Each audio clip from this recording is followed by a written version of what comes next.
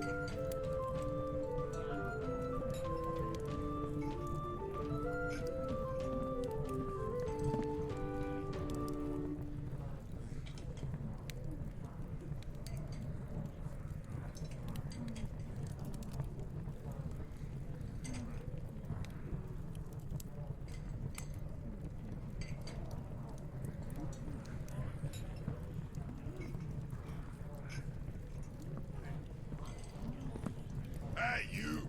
Leave your axe at the door.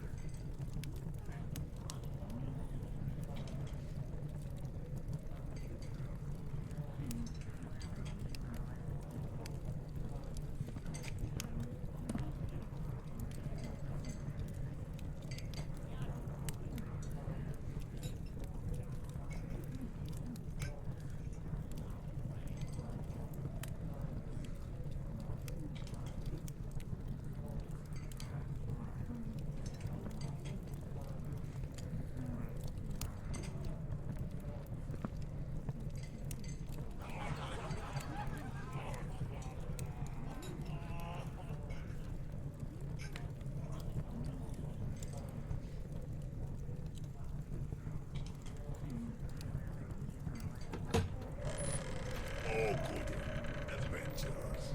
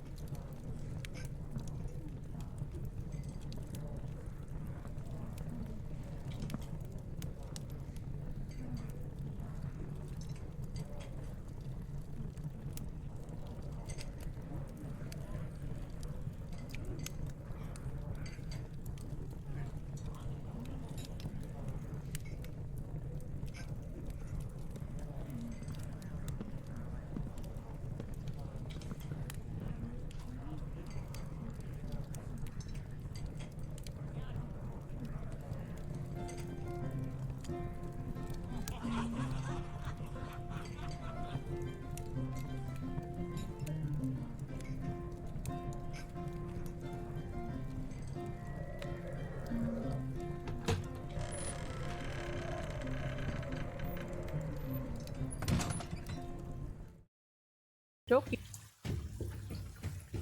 And tonight will be a question to think about. Since we are getting into certain peoples, um, learning about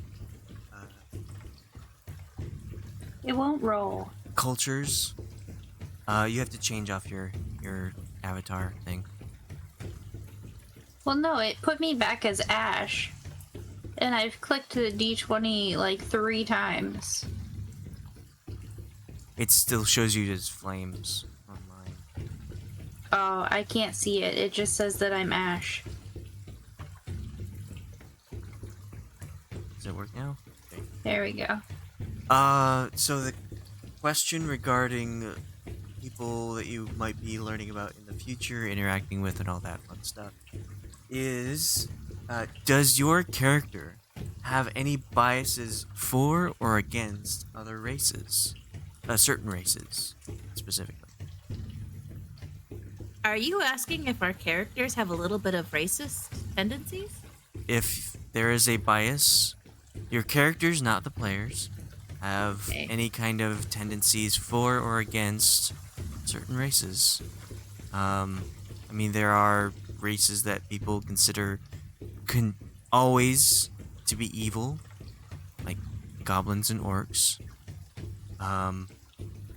But it is on your character whether they or not they have it. Maybe if your character is an elf, you have some favor towards other elves than other races. Not necessarily negative biases, also positive as well. Something to think about as we go over the recap. And last time on Regaining Lost Power, you all headed into the swamp with the guide lizard folk Chiz, who led you further and further into the jungle. And he didn't really hide much in the fact that he was your only hope in surviving after you had entered the jungle with him. And he was pretty lenient about just like walking in and showing you around, as long as he gets paid. And you didn't encounter too much as you were walking in. You found out that everywhere except for the path you are on is much more difficult to walk through, save for Aja, who is the survival queen, except maybe in the jungle, who is able to walk with ease through the vegetation. And it's been a few days since you left the port town, and you have encountered a few creatures, none of which you really interacted with. You've encountered a multi-limbed gorilla-like creature, along with several smaller versions of it that look like lemurs. You've encountered a leopard with multiple heads, like snakes.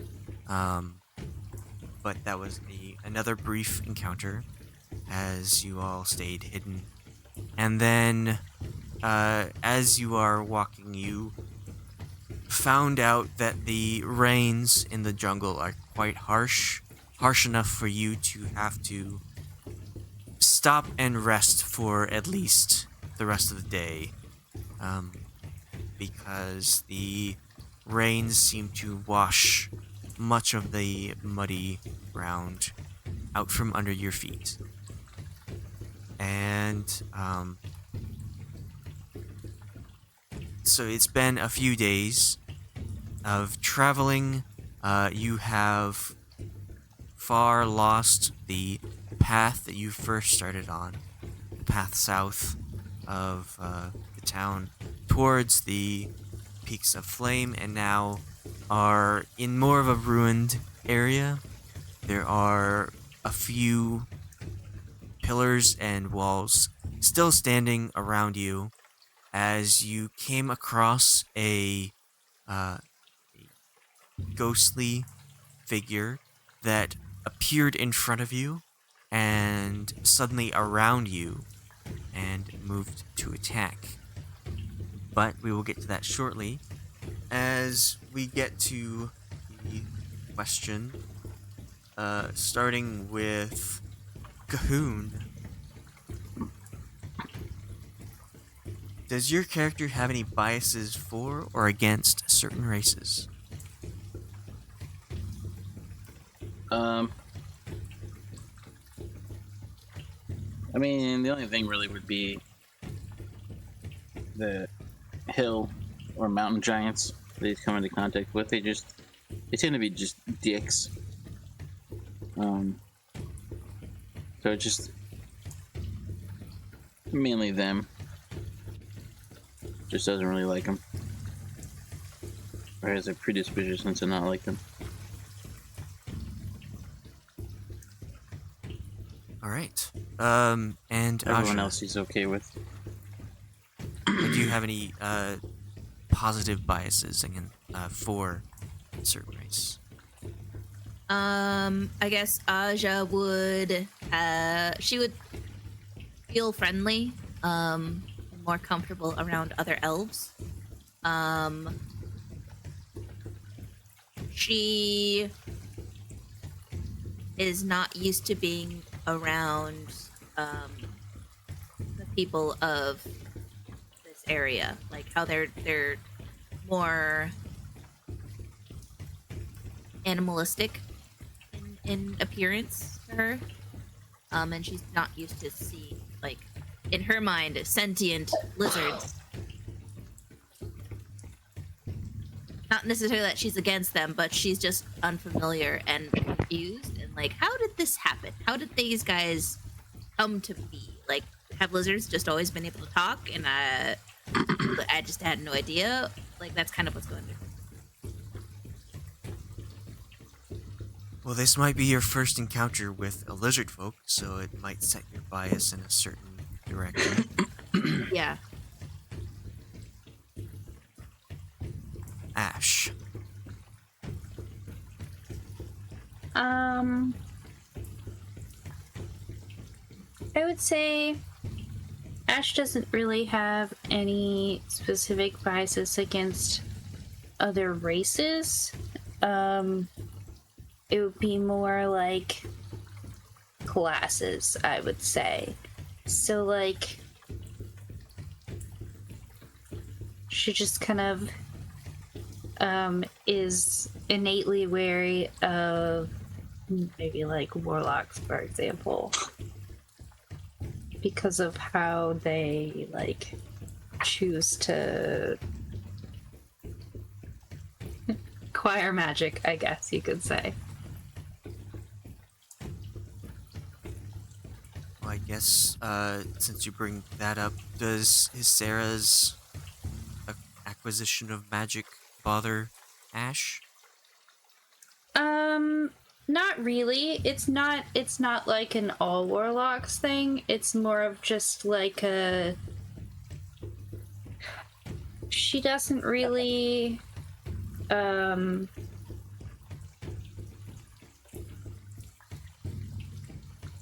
guess some of them choose to be tied to kind of sketchy deities.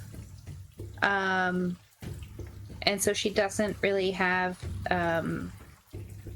like she knew Hysera before she became a warlock, number one.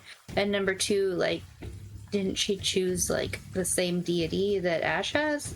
Yes. Yeah, so not in that case. It just is kind of like who they choose to be tied to, and until she like knows that and gets to know the person, she's kind of a little bit more like quiet with them. less likely to be open with them, I guess you could say. Okay. Ponderance.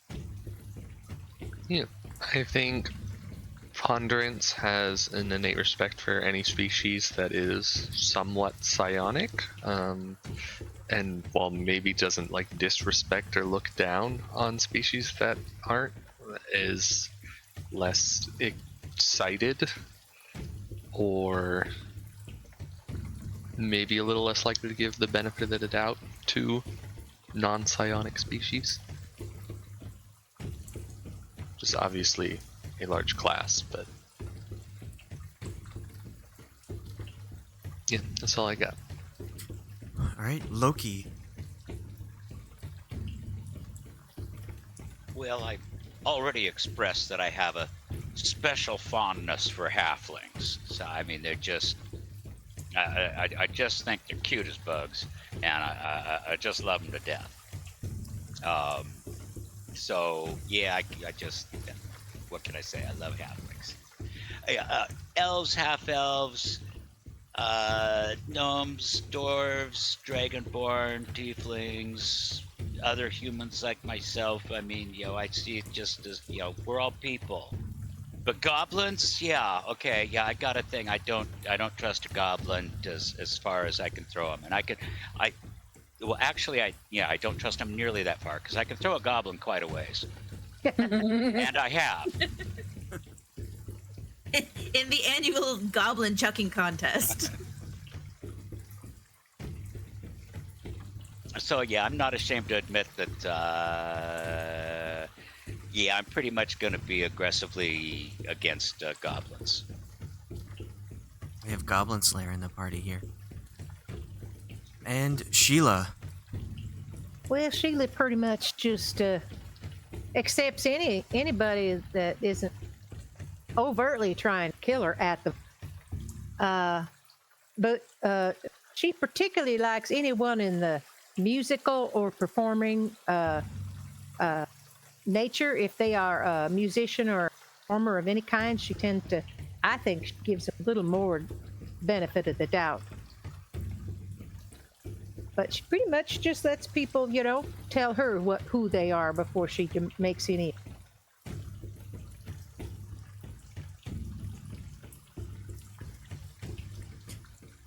All right.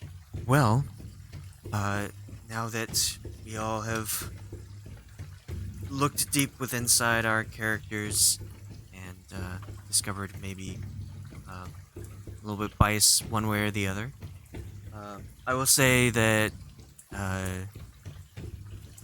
Sarah hasn't really interacted with many tieflings, and she feels like tieflings know a lot about their own people, even if they don't, and so she's trying to find out more about her own people in that sense.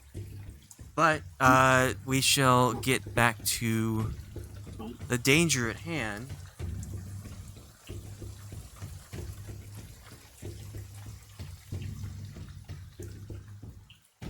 It is a little weird. Oh, I think. As everyone rolls for initiative. oh. Wait, why are we rolling for initiative? Because we're getting attacked by the glowy eyes.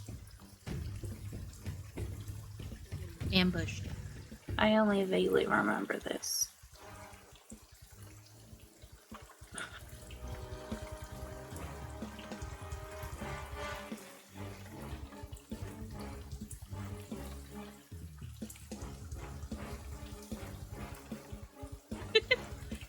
Are werebears a race?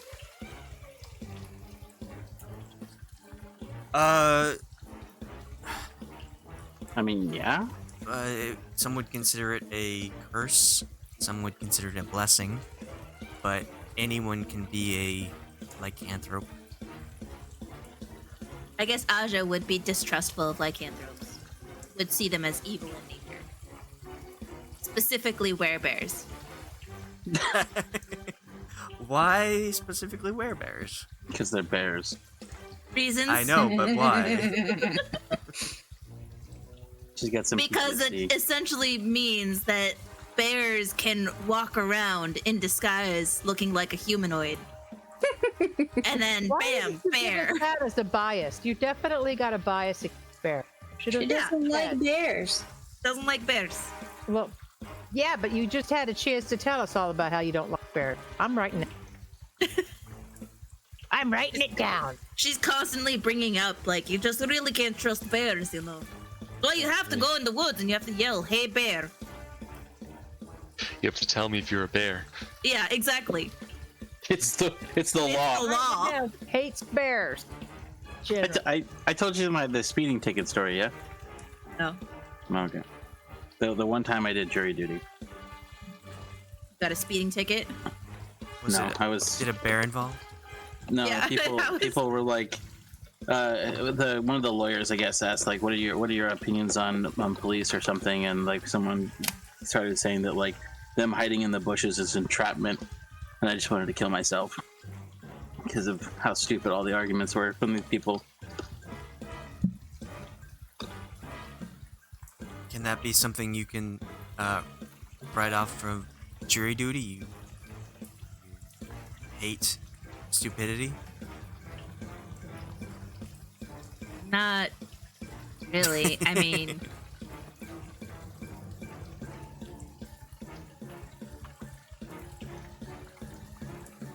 Okay. Wow, what are all the 23s? What? No. All right. So, when we last left off, you were walking through these ruins, and in front of you saw 2 points of light that began to coalesce into a face, and that face formed a body, and this ghostly creature over here screamed at you. It wasn't a very nice greeting, but many more formed around you, and it is Ashe's turn first. Woohoo!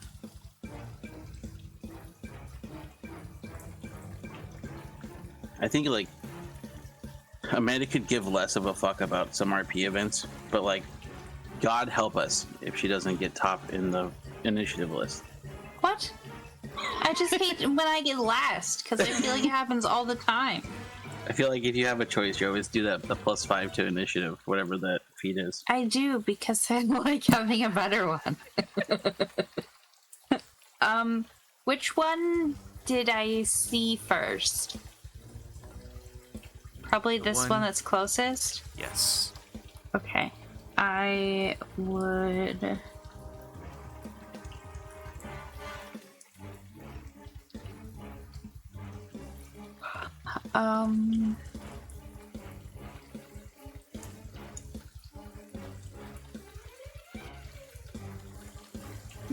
Car wait stuff.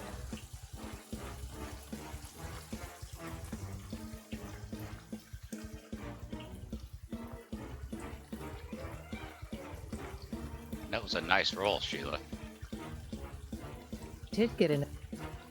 everyone rolled really well, except for the DM. Doesn't bode well. That is Does not Sarah's bode roll. well for the rest of the game. Having the first roll look like that. That.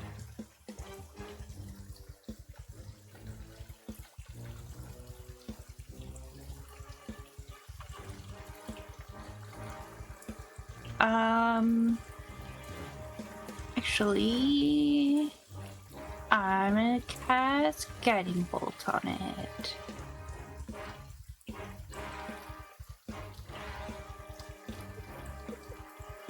Oh, 23. gosh.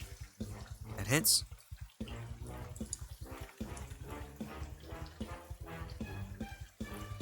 Uh, 22 damage. And the next, what does it say? The next attack roll made against this target before the end of my next turn has advantage, thanks to the mystical dim light glittering on the target.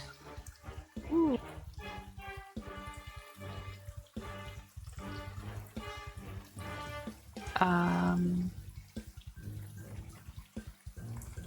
I have that are bonus actions? Anything I want to do? So Divine Strike affects weapon attacks, not spell. Sorry?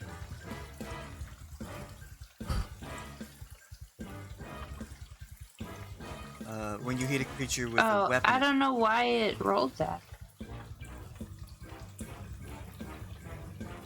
Like, it just did it automatically.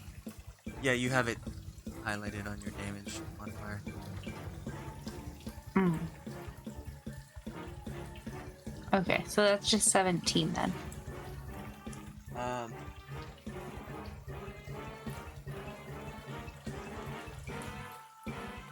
Are you planning on using your weapon much? Like, in general? Not in this battle, but...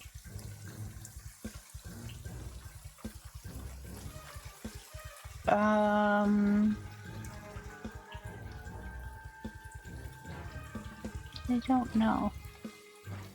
There's a thing called Blessed Strikes, which affects cantrips. If you wanted to take that instead of Divine Strike. Just like that. Okay. So I will highlight it. Has advantage against it on its next attack against it.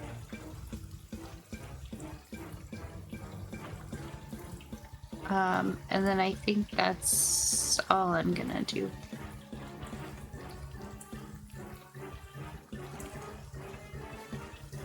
Okay. You don't want to move at all? Nope. I have friends on 3 sides of me.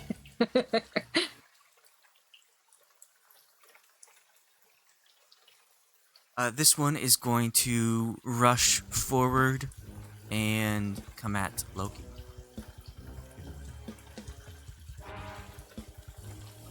What is your AC, Loki? Come at me, bro. My AC is 20. Alright, it will come at you and strike. It will reach its arm out and pull at your chest, going through your armor.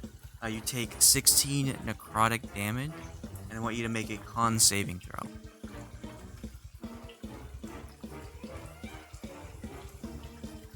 Okay, work. Make a con save. I don't think you're within my aura of protection. No, because it has to be 10 feet and he's 15. I don't think it matters. That's pretty good. So you feel, as it pulls at you and away, you feel some of your essence fade out, your life essence, and you feel as if you were about to get weaker, but you managed to fight it off. That is its turn. Sheila, it is your turn. Yeah, so this would be my first time trying to use my Hex Blade. Do I have to cast a spell to make the blade? To make what? Are you talking about like the curse? The psychic. Well, the psychic blades are a thing I can use. Bardic. To make the.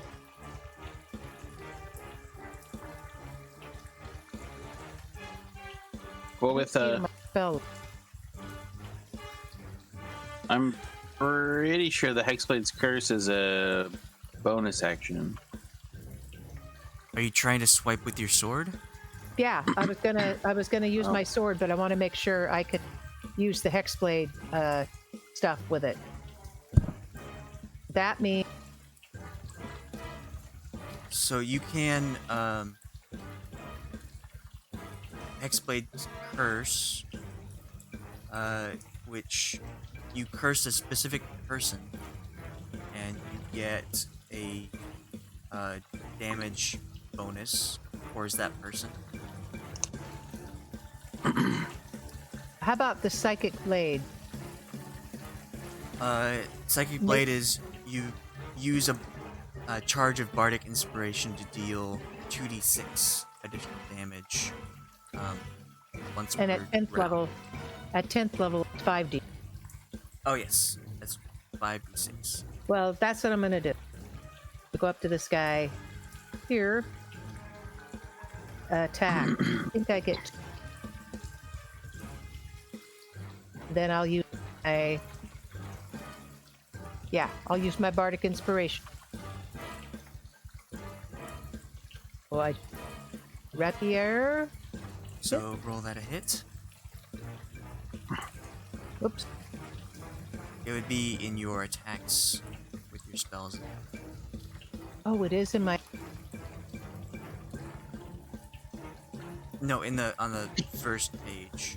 Oh, Under there's middle. a huge list of names: rapier, psychic blades, dagger. oh, yep. Sorry. Oh, should I do the psychic blades? That's So different. roll to hit with your rapier. Okay. 26 hits. Now click in the chat Psychic box. blade. Click the word rapier. Okay. Now I hit psychic blade. Yes. Now we'll roll Bardic. damage. All right. That's 20 damage. Wow. My Snap. first attack. Do I do the same thing for the second attack? Yes, you can hit again, although you won't be able to use your psychic blades on your second. Because it's once per round. Right. Is that considered my bonus action, or can I No, use? it's Okay. it's you get 2 attacks for your main action. Right. 26 also hits again. Wow, that is consistent. man. Wow. Yeah. Yeah. What the hell? Hey, 14. Yeah. Jeez. Yeah. 26. What? Okay. Consistent hits, consistent damage. Yeah. And since I already used a bardic inspiration, I can't use bardic inspiration. You No. can actually, Really? Okay. Uh, I will give. because it takes your bonus action to bardic inspiration something else. Okay. I'm going to use another bardic inspiration that to give Loki his. Remind me what Bardic Inspiration does. It's a D4. Is it D4 or D6 to? Ah. Okay. All right. It's increases an your add to. level. It's a D8. D8. Yeah. It's a D8. Do I add it to attack or damage? You would add it to a ability check, attack roll, or saving throw. I'm sorry. Would you repeat? Ability check, attack roll, or saving throw. So not damage. Got it. She is a different subclass, so it doesn't affect damage now. Okay. Does he have to choose before or after the rolls? He'll make the roll and then decide whether he wants to use it or not. Got it.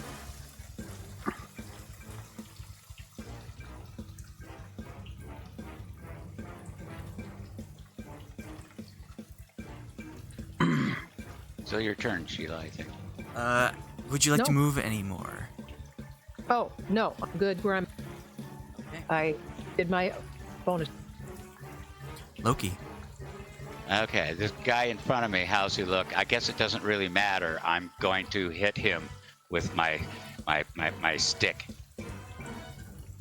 My sword.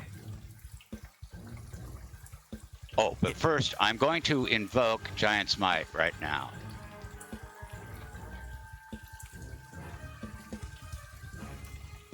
And then I'm going to hit him. Ooh, that was not a good roll. That hits. Wow. Staying with the 14s. Oh, you just wrecked the roll. What? Nothing. Okay, how's he? He's still standing, I take it. Yes. Okay. With this hit, you can see it's starting to flicker out of existence. But That it's still doesn't there. matter. I'm hitting it again. Oh my. It's like, what is this with 14s? That Here we just- go again. What the hell? Is Okay. Roll20 glitched? Yeah. Okay. If Well, I'm okay. rolling that well, Kind of something's going slightly on. different. Okay. Okay, so that's my 2 attacks. All right, I'm good. Okay. So you've successfully stabbed it several times with your scimitars and rapiers, and looks like it's trying to hold on to the material plane.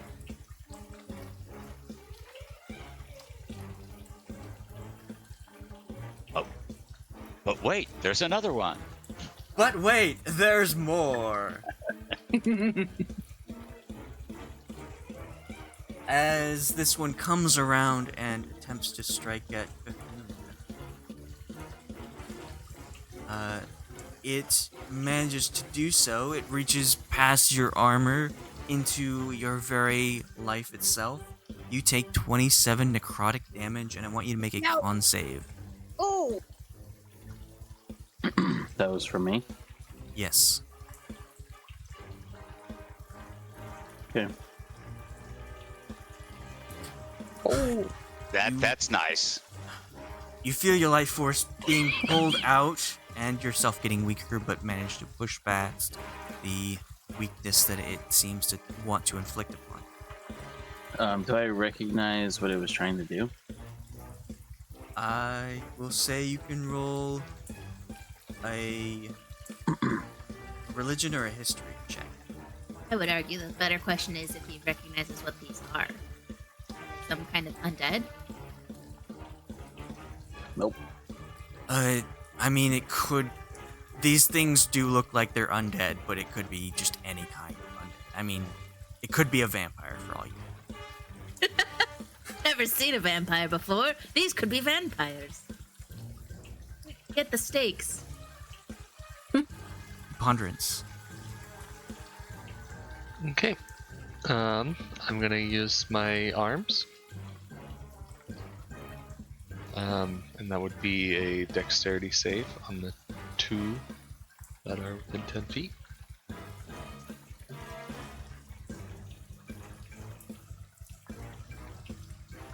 What does it have to beat?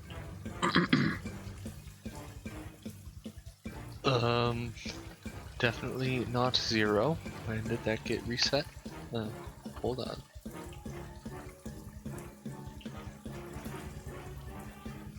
Okay. 8 plus proficiency plus spell casting would be 17.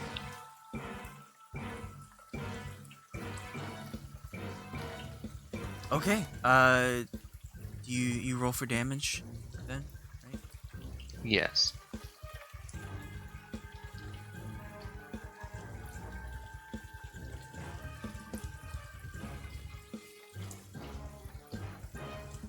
Okay.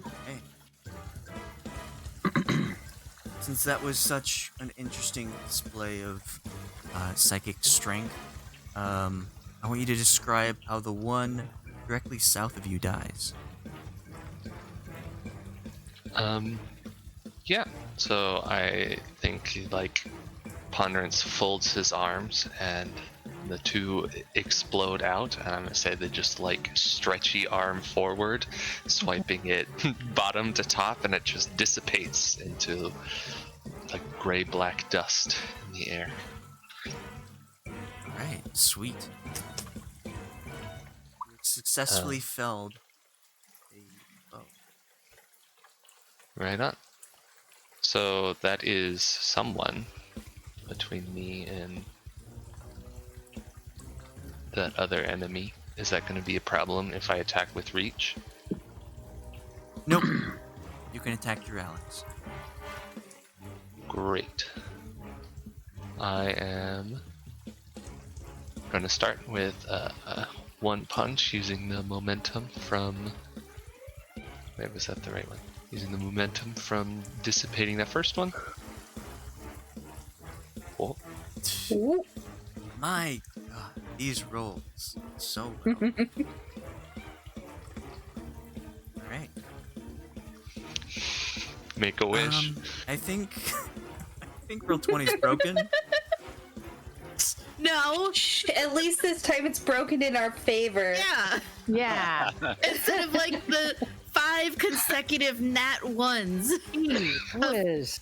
Past game. Dumb. All right. So the first punch has done 22 damage. And how many more do you have? Well, Wow. up to 3. I think. I just get 1 extra attack, right? We're level 11. I don't know when the next one comes. You get an extra attack on your main action, and you get, if you want, you can flurry of blows at the bonus action. Yeah, summoning my arms is the bonus action. Ah, so that's true. Yes. I am just gonna go for the second swing shortly after it. Nope, that was the wrong one. Sorry, I should not have named them the same thing. That's another 22. Okay, that's reasonable. Well, that one's not a crit. The other one was a crit. Okay, so you've used your action and bonus action. Would you like to move? I think I'm chilling. Okay. Aja.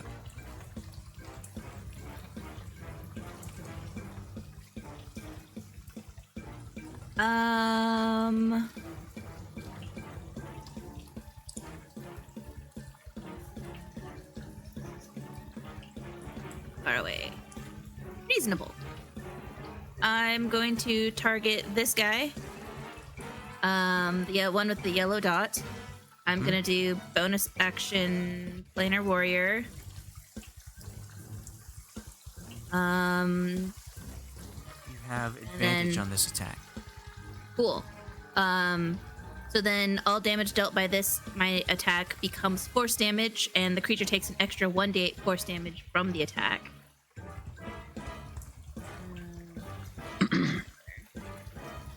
On and bow. 1, 2, so the 28. 30 to hit. Then 8 piercing, which turns it all into force, so it's 8 force. Oh, it's sneak attack. Count on this. You don't need advantage on the attack roll if another enemy or the target is within 5 feet of it. Well, you had And you advantage. Okay. Well, does the sneak attack get added to that, though? Yes, it does. Okay, so then that's 8, 18. I'm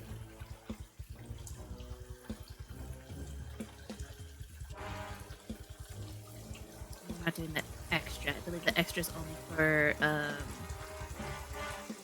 one thing. And then I will hit again. Oh, and then the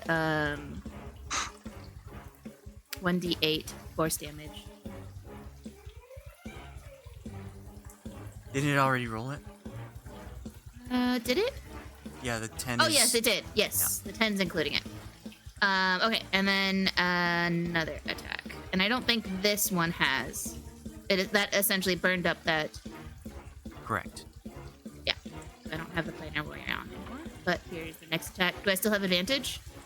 No. Normal hit. Does a 13 hit? It does hit. Sweet. So then that's 9 piercing.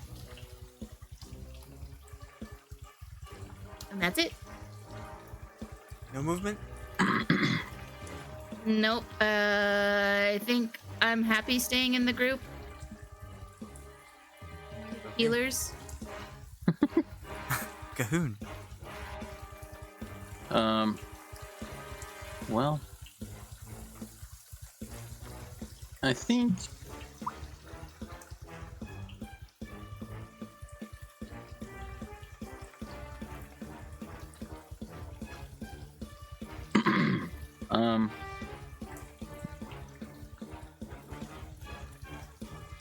yeah, I think I'm just gonna take a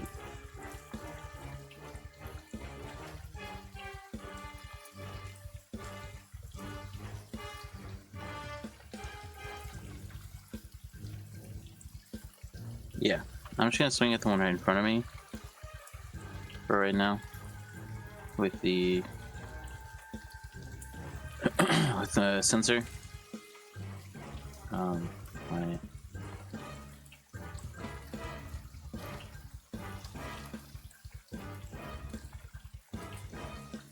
Hits. okay. So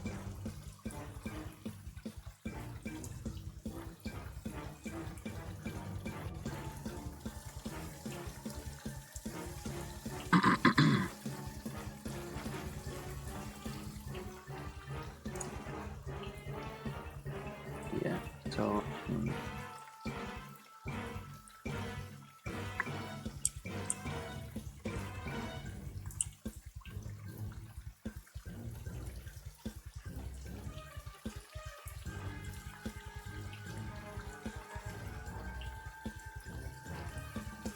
yeah. Okay. That's the first one. And then I'll go ahead and use Divine Smite as well. Because I should have already done that. Which is 2d8.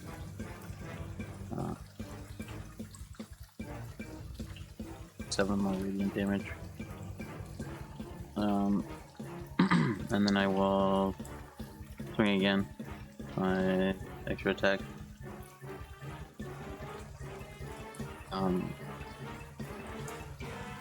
Also with Divine Smite. Hits.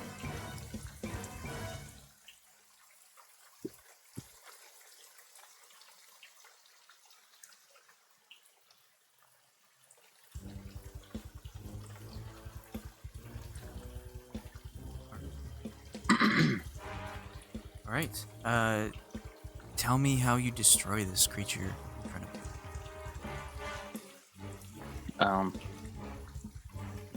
Well, the sensor has little spikes, kind of like a flail, and when it hits it, just bleeds the radiant damage into it, and it just explodes from the inside. That's intense.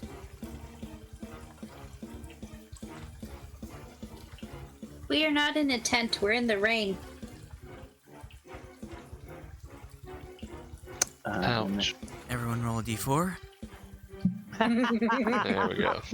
Oh man. Oh God. Oh, Oh my! Oh, you guys! I think you've done more damage to yourself than. The high rolls keep coming. Oh, Alex, how much did you say? 20 something I took? 27.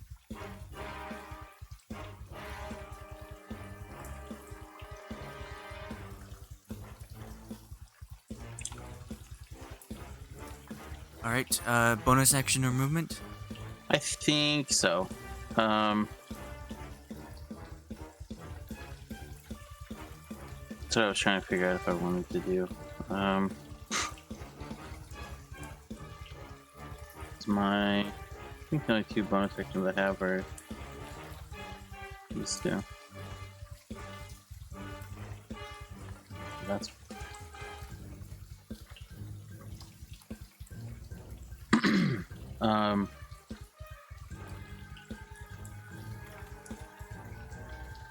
no, not right now. Okay. I guess I will move.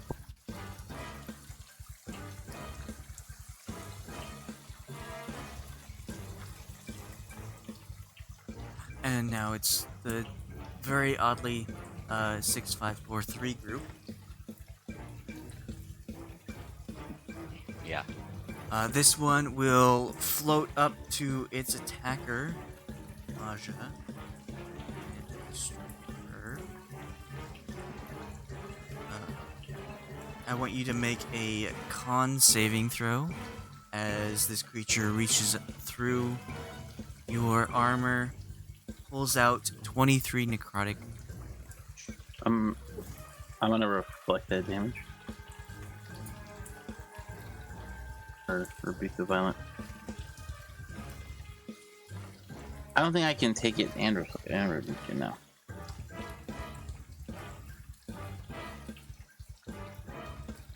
What's the save?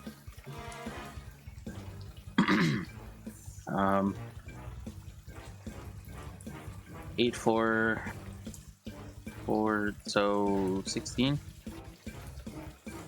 Okay.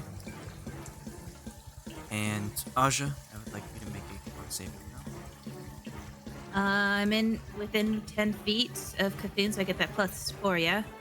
Correct? Okay. And it's a con? Yes. Con save. Ouch. All right. Well, as you feel your life force being pulled out by this creature, you feel yourself inherently getting weaker. That your body seems to be getting pulled out through this hand, and the 23 necrotic damage you took is reduced with your maximum hit point. Ooh. So keep track of your hit point maximum, and then you'll have to lower that. So instead of 88, I'm subtracting 23 from that 88. If your total, so the damage you took was also the damage that was Yeah. hit point maximum. So my reduced. hit point maximum is 88, so then I'm just subtracting the 23 from that. Yes. Okay.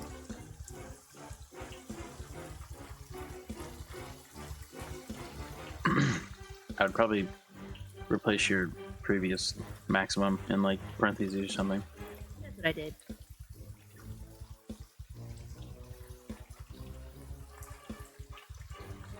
This one will float up, zooming through all of the.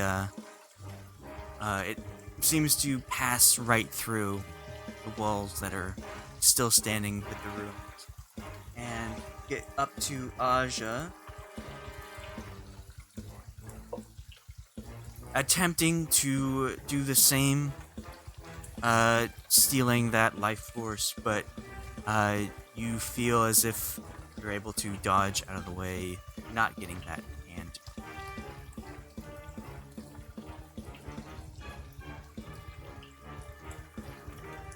This one will fly up next to Cahoon and attempt to pull that life out of him.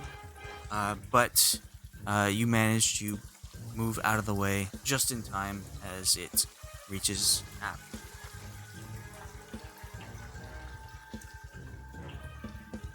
Sarah will see that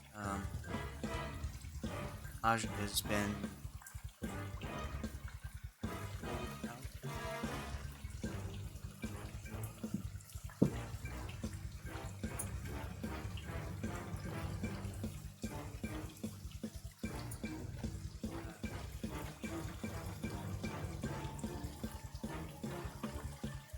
She will strike the one closest to her with a sick.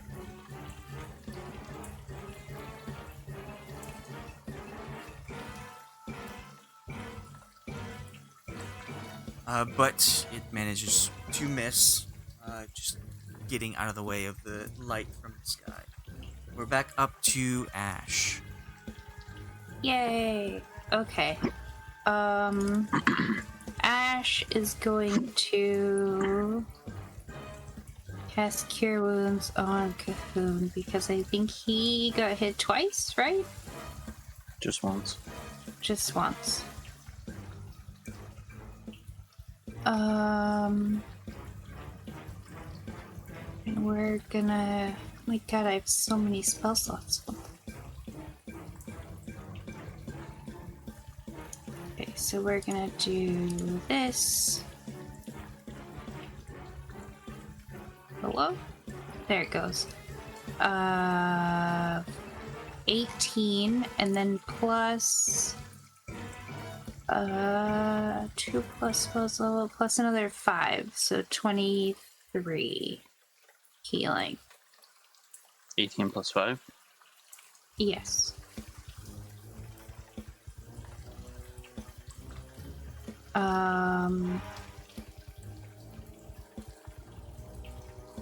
And then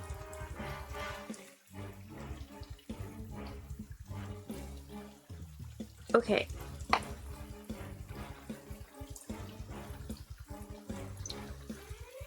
I'm really bad at remembering. I can't cast 2 spells even if one is a bonus action. Is that correct? That is correct. Okay. You can cast a cantrip. I don't have any bonus action cantrips. Oh, Cure Wounds is a main action? Yes. I was thinking. Okay. So in that case,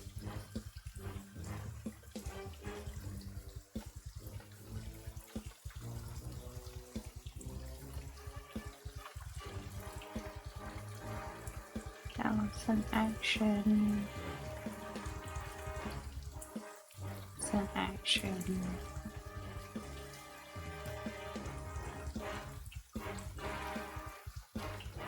Oh, that heals me too, but I don't have any hit points lost, so.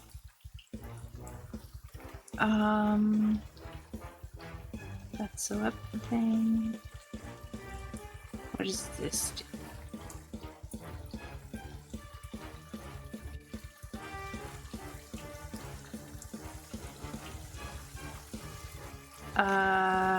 No. That's all I will do. Alright, Sheila. Going to cast Fireball right about here. So it hits them but does not hit whoever.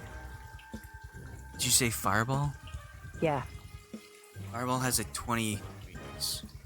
Yeah, so if I put it here, that's 10. That would be 20, correct? Radius? No. Well, but The 10 radius. Yeah. You're- Oh, I So was we looking need to at be- diameter. Yeah. I Yeah. gotta go. It's not a big issue, but it is 20 feet. Okay, so I will cast it 20 feet Okay. away then. I Yeah. mean, you could put it 10 feet away and 10 feet up. Let's not get geometry I'm into gonna this. put it It's right too here complicated. but I just don't want to get them. Yeah, I get it. I Yep. don't have the spell sculpting. This does fireball.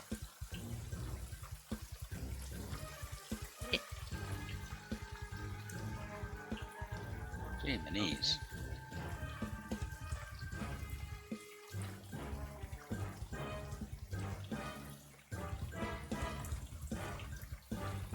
Bonus action. It will.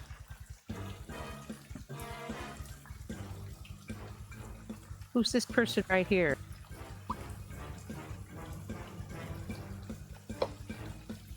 That's That's me. Aja. Aja. Oh, I'm gonna give Aja Bardic Inspiration.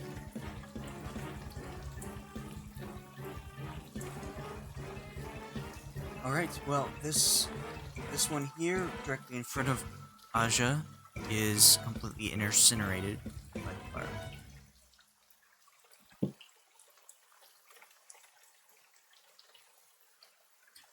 And would you like to move? I would. Going to.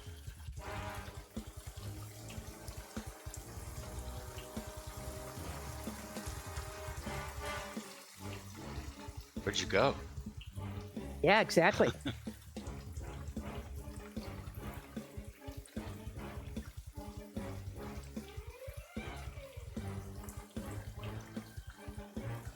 Okay. Loki. All right. Moving over here. And. Fine, right here. There we go. There we go. And I gave him a spanking. That hits.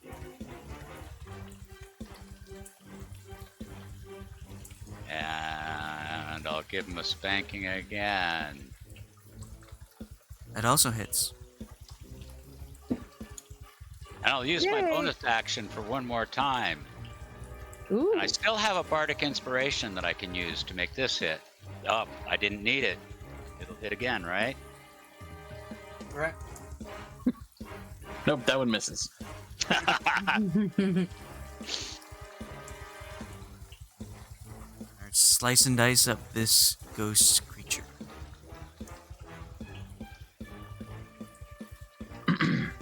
Ponderance.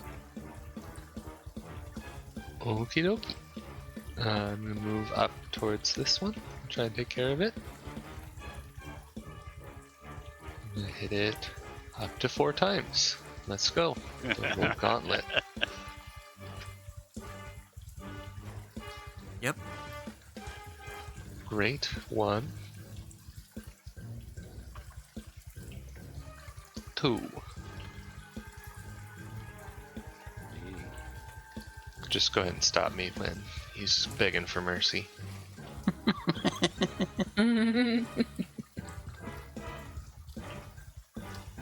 Just trying to force him to quit. Ouch. Goodness. Alright, you pummel it. It is it seems to be hanging on to life in a sense. But it's still there.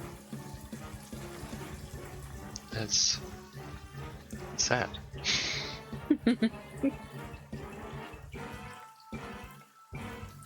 It's impressive. All things Aja. considered.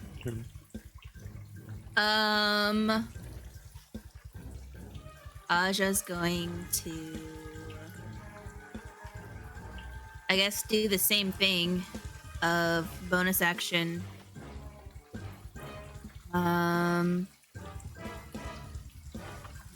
Shoot for this one. You have disadvantage I have disadvantage. because there is an enemy next to you. Then, fuck all that. And instead, I'm gonna Misty Step. Okay. Area I can see. I'll go right here.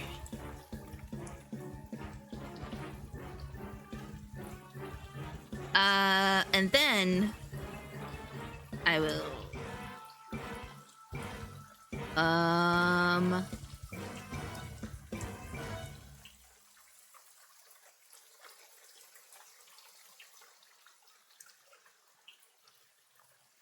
I guess I'm going to. That was my bonus action, so yeah, I'm just gonna attack and hit the guy. Okay. 1. Ugh. Alright, well, you misty step, you dissipate and reappear in another spot, get your bearings, turn, fire, and you accidentally shoot Loki for 8 piercing damage. Oh, Loki. Ow, ow, ow, ow, ow. I'll use the pass. Can I? Oh, never mind. I don't know. Because I already used my reaction once. Never mind. Can I use your reaction once? Oh, until a short rest or a long rest or something? No, until your next turn. Oh. Do I get to hit a second time? Yeah? Either Okay. shoot a second time. Whether you hit Loki or not is... Okay. So this guy. 25 plus 2 for 13. Oh, never mind. It says I have the shield of missile attraction. Yeah. Oh, yeah. No, it's arrow catching. Never mind. Never mind. Yeah, it's a choice. That's it's what I'm not shooting. missile attraction. Yeah. Yeah. Yeah, I'm the shooting other arrows. one is the other one's a curse where you just become the target. Right. Yeah, so your second attack hits the ghost. Nice. That's it. Okay. Cahoon. So there's only the okay. I will use my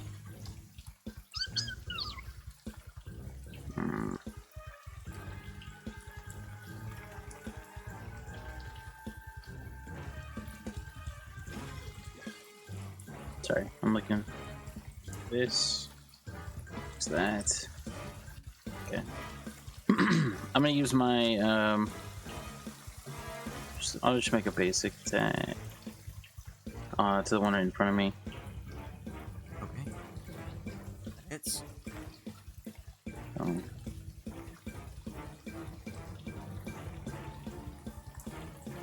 So you see it get hit once, and you swing your sensor at it and manage to censor it. It is no longer viewed by anyone. It has Okay. been censored. and then it's my movement to go over to this one. It's in like the left half of the box. And I'll take a swing at this one. That hits.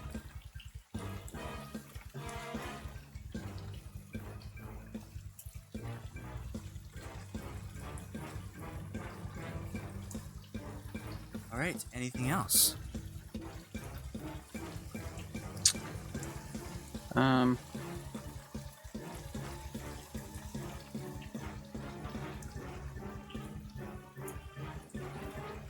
No, that'll be all.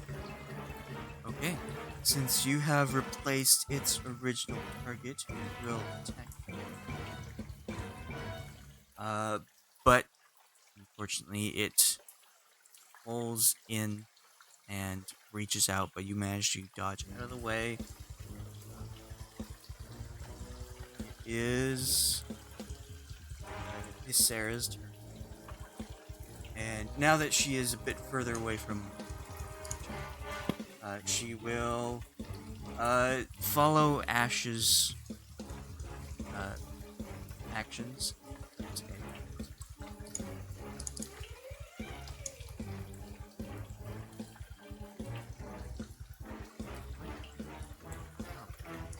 Okay, well, it strikes the creature dead in center in the chest, and it evaporates with radiant light from out inside out. Yay!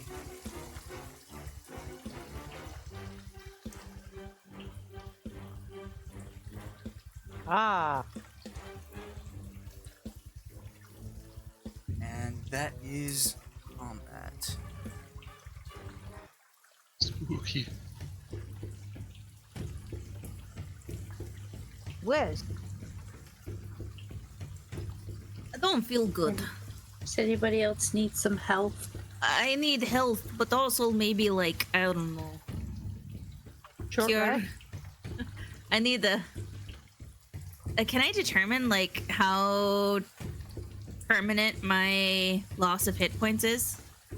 Yeah, if you want, or if someone who's trying to heal her wants to make a medicine check. Yes. That's a good check. So you go up to Aja and you kind of look at the wound that was there, and you can see it's like darkened, as in it's been like withered away, like dead flesh. You can determine that it will take some time, but healing magic won't fix this. She will have to rest for at least a day. Give it to me straight, Doc. How long do I have to live? However long you had before, but you need a day's worth of rest.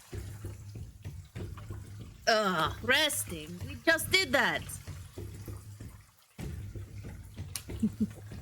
Well, that was before we got attacked by these guys. You have like a remove curse or a lesser restoration. Maybe that'll work. Are you telling her how to do her job? Oh, just want a second opinion. Well, my second opinion is that you should trust her first opinion. Are you a doctor? No, I stayed at a Holiday Inn Express last night.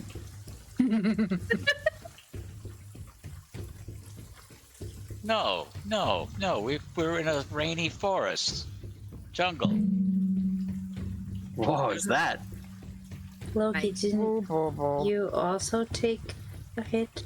The ayahuasca? Sarah approaches Loki and says, I will see what I can do. And she lays a hand on Loki and heals for 15. Jeez. 15 back. Okay. Nice.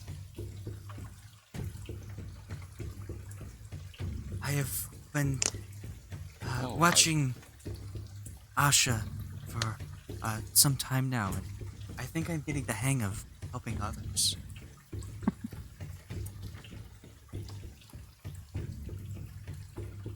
Asha grins at her.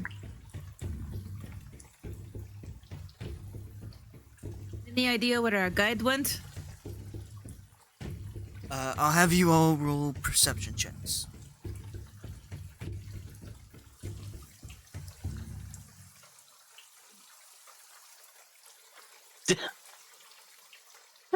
The 14. day of 14s. Either 14s are really good.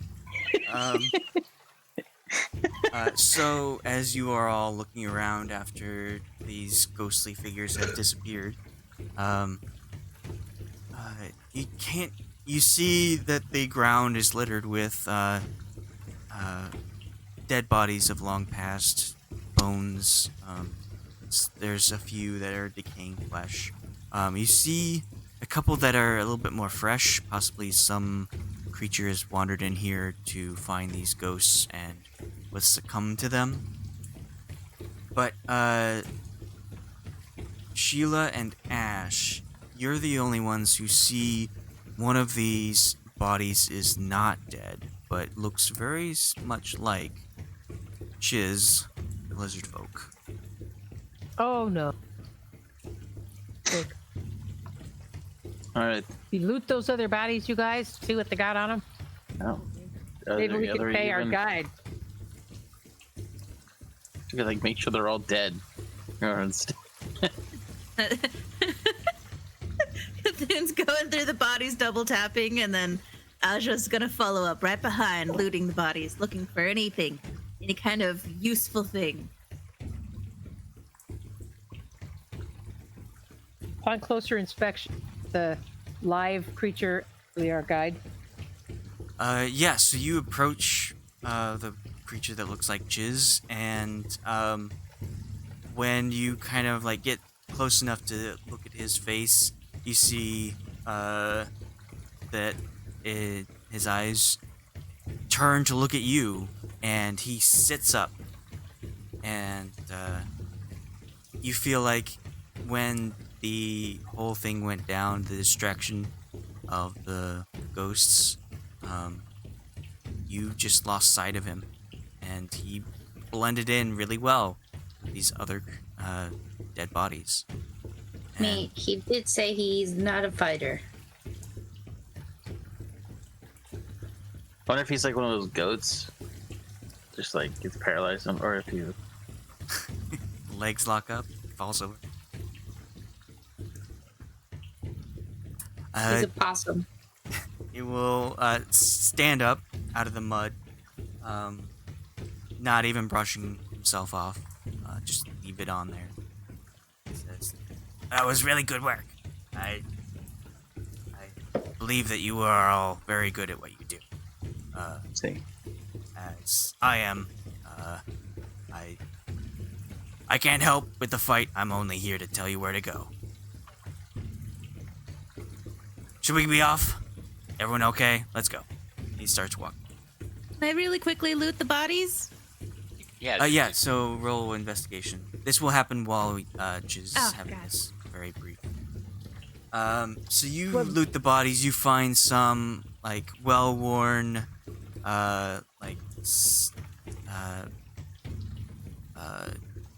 daggers, like one short sword. They look to be rusted for a long time. And with the collective effort of Aja and Cahoon, you find 19 copper on these creatures. Sweet.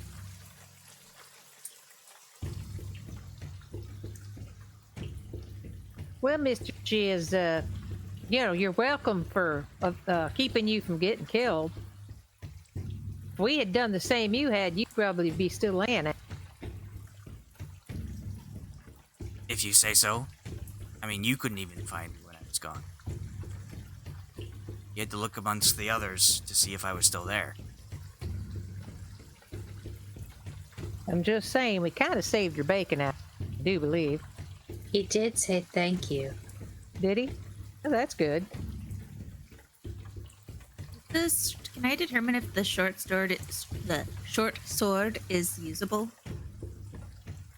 Yeah. Roll, history or investigation. Both are a 2. Fire's intelligence, of which I don't have. Let's see. 21. You're bad. looking at this. It looked as if in its time, it would have been a very well used sword. It was polished quite well. It has the hilt, or where the hilt meets the blade. You see a design of an eagle spreading its wings. It possibly has some sort of value to someone somewhere, if that person is still alive. But as for using it yourself, you don't think it would do a whole lot. I will put it in the bag. Make a note of cool design. Neat.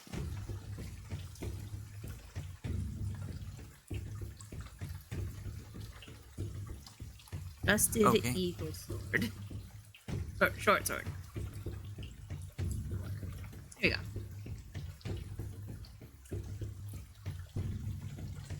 All right. So you continue on into the jungle. There is no longer a path. It seems like behind you, the path sort of faded away when it got to these ruins, and when you go beyond them, you're just going through straight jungle at this point. So it's a little hard to keep up, which is as it continues to have this sort of a medium rain situation. Not heavy enough for you to stall, but enough for it's a little hard to see.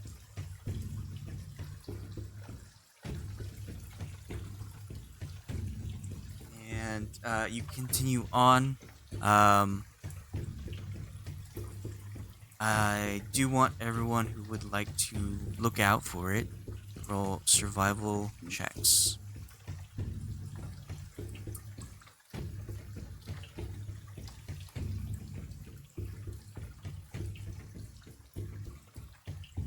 What are we looking out for? Sorry. It's something, depending on what you roll for it. What the fuck? Wow, I'm pretty sure. What? It's the most What happened to our mediocre 14? of the I night. just rolled a 14's look 312. good right here. We are consistent. Nope, and Sarah doesn't know either. Okay, so you just continue following him. He seems determined to know where to go. At some certain points, he kind of falters for a moment, only to turn at like a 30-degree angle and then continue down south. Though everything here looks almost exactly the same, you assume he knows where he's going. You're paying him to know. But you continue walking for the rest of the day, and as you are going, the rain seems to let up a bit. It is maybe a kind of a lighter rain at this point.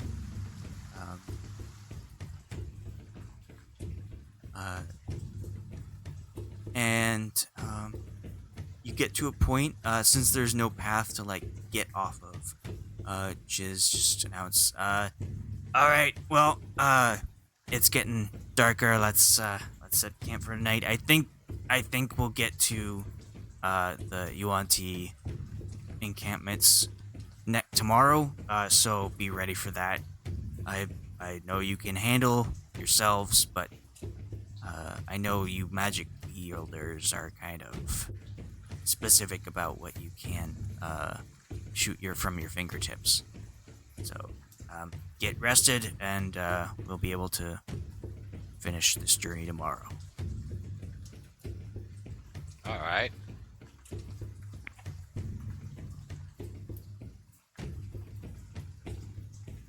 All right, so Sheila, you cast Lehman's Tiny Hut. Yes, please. Okay. You pick a nice flattish spot on the ground. Cast it around yourself. Whoever would like to can get inside and be out of the rain. Chiz, once again, like he has done every night, will go off to catch some food. If anyone else would like to do anything before you sleep for the night.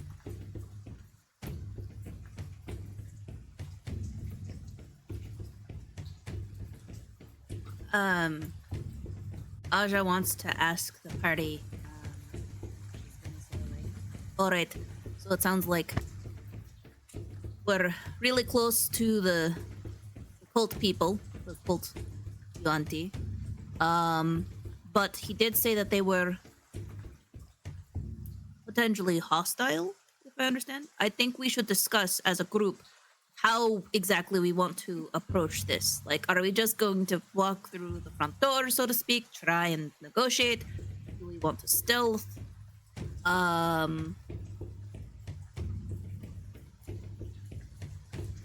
Yes. Well, what do we want to accomplish? We want to learn from them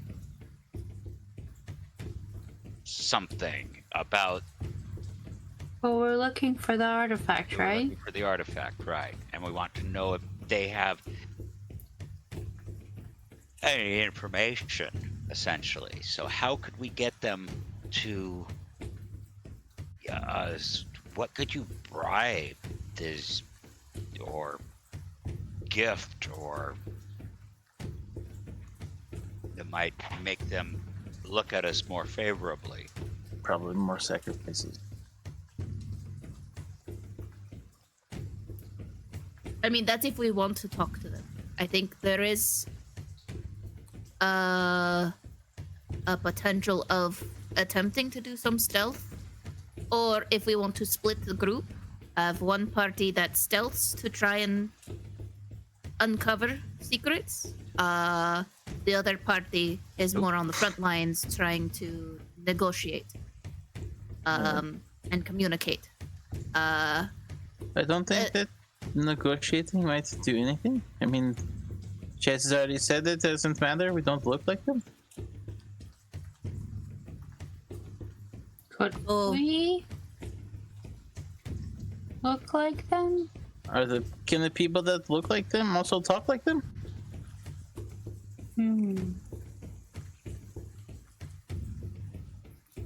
I mean, we still have Yes. the opportunity to try and fake their sacred language and hope we start by meeting some people who don't fully understand it, since I know the draconic language, and then we can use. I bought some of those tongue twister candies. Also, if I activate my visage, that gives me some advantages in reading the room and potentially indirectly persuading them not to question me. I could do something as well. After all, I am emissary of the peace. So then we do good cop, bad cop, easy. Let's see, where is it? Any other ideas? Sheila, do you have anything on how we want to approach this group of potentially aggressive people? careful. I mean, I don't want to have to charm nobody because they don't take a liking to it after you do that. Sometimes you don't look them in the eye. Maybe walking backwards, you know, not looking them in the eye, so they know we're not a threat.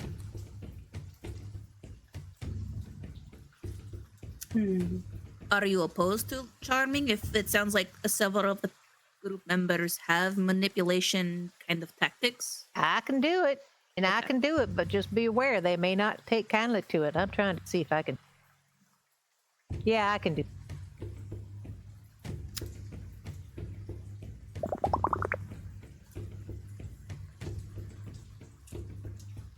All right, so we have the right to talk to them, learn more from them, get on their good side. We have stealth in, sneak around, just make sure our presence isn't discovered. We have manipulate them, good cop, bad cop, potentially charm, or other magical manipulative means. Any other ideas?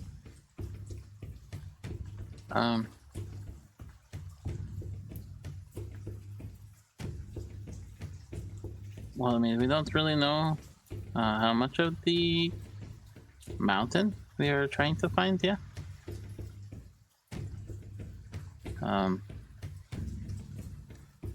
Just do you know if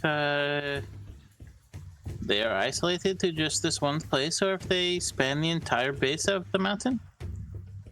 Are you talking to the guide? Yes. He's not there. I'm talking out loud. Maybe he can hear me. He went hunting. Okay. Oh, I will. From what I remember, he had said that they were secluded, and not friendly Welcoming. to outsiders. Yes, not welcoming. So I was saying that we have quite a few people who are quite stealthy. Do we have any idea what the artifact does? Ooh. Should we be on the lookout for signs of the artifact while sneaking around? Scythe of Undeath. We know that it has been used by the incarnation of death itself. We know that there is a cult of the incarnation that is keeping it from the rest of the world. And it's at the base of Peaks of Flame. Oh, Not it's at the top, 100% So these we people. should look for the cult then. Oh, fucking hell. This is probably what they do. They said they make sacrifices, yeah? It's probably where they use this thing. Well, so are Yuan-Ti known for cults? I mean, they don't like outsiders. That's like number one thing about cults.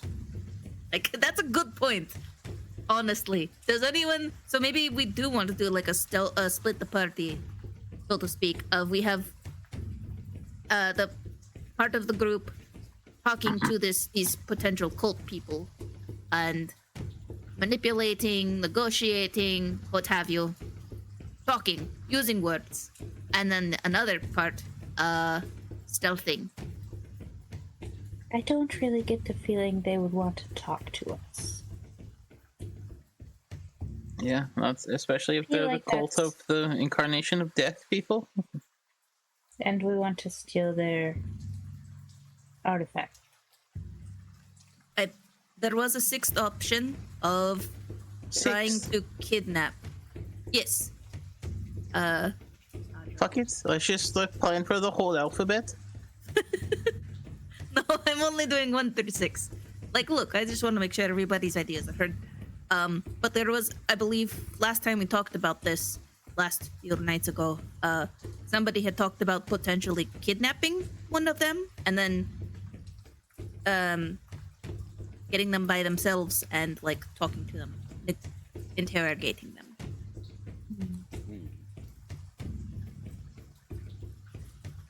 Maybe? I mean, our main need is information, and we can get information a couple of ways, and one is making friends with them, and one is threatening them. And it's easier to threaten them if we're only threatening one that we already have total control over. So yeah, I like the kidnapping idea strategically. Well, Because, talking yeah, about one who, quote, we have control over, I think our guide was a little withholding the first time we asked. Maybe he'll have some insight. We've built a tenuous rapport. We've paid him plenty of money. Maybe he'll be a little more keen to share this time. Perhaps. So then in the morning, how do we want to do this? Do we want to capture our guide and interrogate him? Or do we want to try and talk to him nicely? I don't think we should piss off our guide at this point in the journey. But I don't think it would hurt to ask again. And maybe if he's not willing to share more information, in general, we share our options, see if we can gauge a reaction. It does seem like our guide is being very odd in behavior. I mean, maybe that's just how they are. I don't really know much about his kind, but definitely seems a little dodgy. Sheila, do you think you'd be comfortable with talking to our guide tomorrow morning and just kind of trying to really see what he knows about these Yuan-Ti or this cult?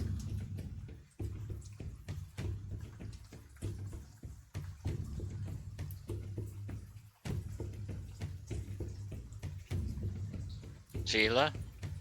I'm sorry. What did you say? What was about the cult? If you want to talk to our guide tomorrow morning, Sure. see if he knows more that he's just not telling us about this cult of incarnation of death, or about the Yuan-Ti themselves. Like I'll if do they my are best. cultish in behavior or I'll do my best. Okay. I don't know how far do you want me to turn the charm on? He may just leave us out here if I try to charm him, but I'll do the best I can. I mean, I would say maybe hold off on the magic Yeah. charming, but Yeah. just try and like really, I don't know, good cop, bad cop, try and get as much information, because he definitely seems a little dodgy in behavior. He does. Show some Yes. leg. Could even be a little clever about it. He neither confirmed or denied that these could be our cult. Maybe you don't ask him about the Yuan-Ti. Maybe you ask him what he knows about the cult of incarnation of death, implying that it could be them, but maybe he'll slip and tell us something. All right. Okay, I see what you're saying. All right. Okay.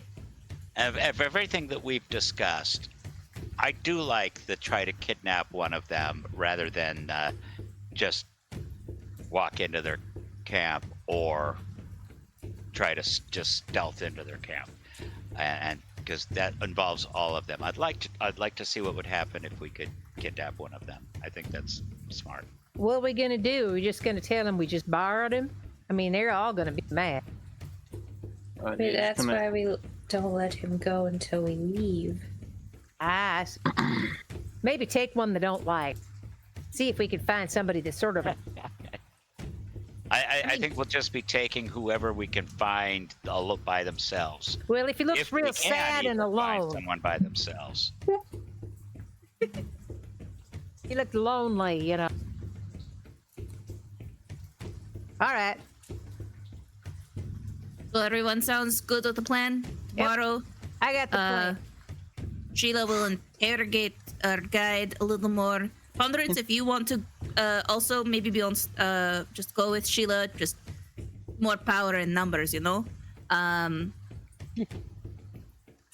Just really try and see what he's withholding, because he's definitely withholding something. We all have that sense. What do we got this guy might like? I think I might want to, you know, maybe sweeten the pot a little bit for him. If anybody got any fish, or somebody go do some early morning fishing so that I can offer him some fish, or just be casually cooking fish, or I don't know. I have a wand of wildfire. He might be interested in that. The magical item. Ah, Maybe if you can sell it as do a little deception to him of what it yeah. is. It's anything to kind of sweeten up a little. Hard to say. He certainly isn't a guy that likes any. I think I should probably come with you guys. Okay, so then Cthulhu, Ponderance, Sheila, you guys go talk to the guy. Oh yeah, with those great persuasion rolls. Fantastic. +5. And then after that, whatever happens, we're going with potentially kidnapping, trying to kidnap one of the Yuan-Ti to interrogate them by themselves. Separate them from the herd, and then strike. Agreed? Everyone good? Yeah. Agreed. Okay. Everyone get a good sleep. All right. Sure. Good night. Do you want to do any watches at all? I will. Are we watch in the bubble? the tent? Are we in the Yeah. bubble? Yes, Liam's. you're in the tiny hut. Yeah. The bubble. I will take the first watch. I only need 4 hours, so I'll take second watch.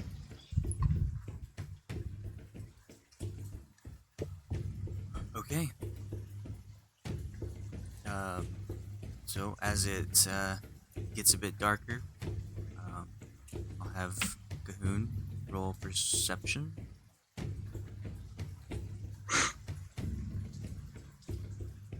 All right. So as you are sitting here in this dry hut, yourselves and your clothing slowly drying as the night goes on.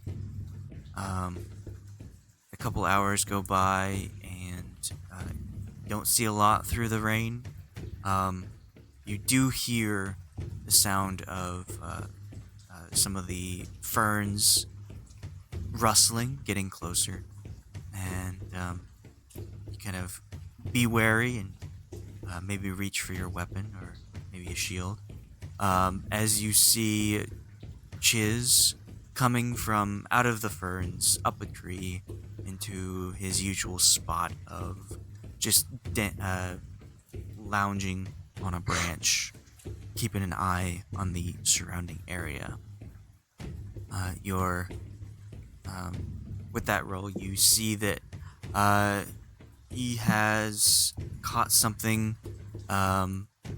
It looked like it was probably another lizard, possibly a little larger than your average iguana. But you only see maybe the back legs and the tail of what's left of it, and he seems to be eating the rest. And with the rest of your watch, you manage to hear some sounds of distant foliage being ruffled, but you don't see anything else. Okay. Whenever Ponderance goes to take over, I'll just kind of motion up to the direction that I last saw. Enemy spot. And say, he's up there somewhere. If you hear him, or if you hear anything in that direction, I think should be okay. Gotcha. Thank you. I will watch the other way primarily then.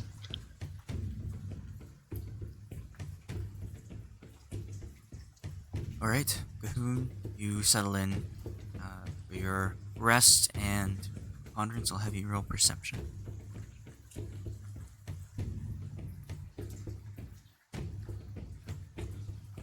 These consistent rolls, man. I don't know what to tell you. It's just insane. Okay, so you are keeping watch. You do manage to see Chiz up in the tree as Cahoon pointed him out. And he seems to be looking directly at the tiny hut. though you can't tell if you can see it or not, or see the people within. And you are checking out the area, looking around.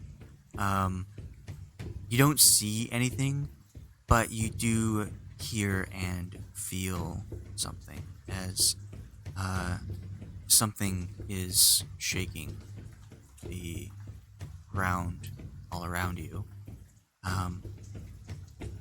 You feel very steady pulses, I guess, beats.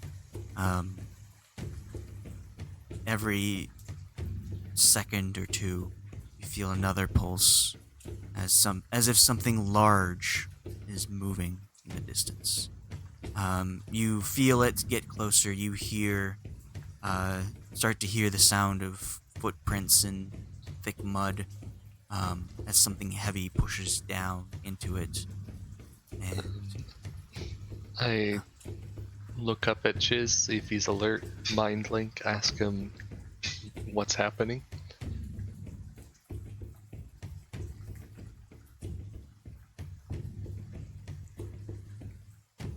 you look up to kind of ask him what's going on, and it seems you've lost sight of him. He is not where he was on the branch, and you look around, you do not see any sign of Chiz himself. As this beat, these heavy footsteps get closer, closer. The bubble's visible, right? The Lehman's tiny hut is one opaque color. I'm guessing, looking at your surroundings, Sheila would have made it into a color that is very similar to your surroundings, but it is one color, so it's not like camouflage. It's just that color.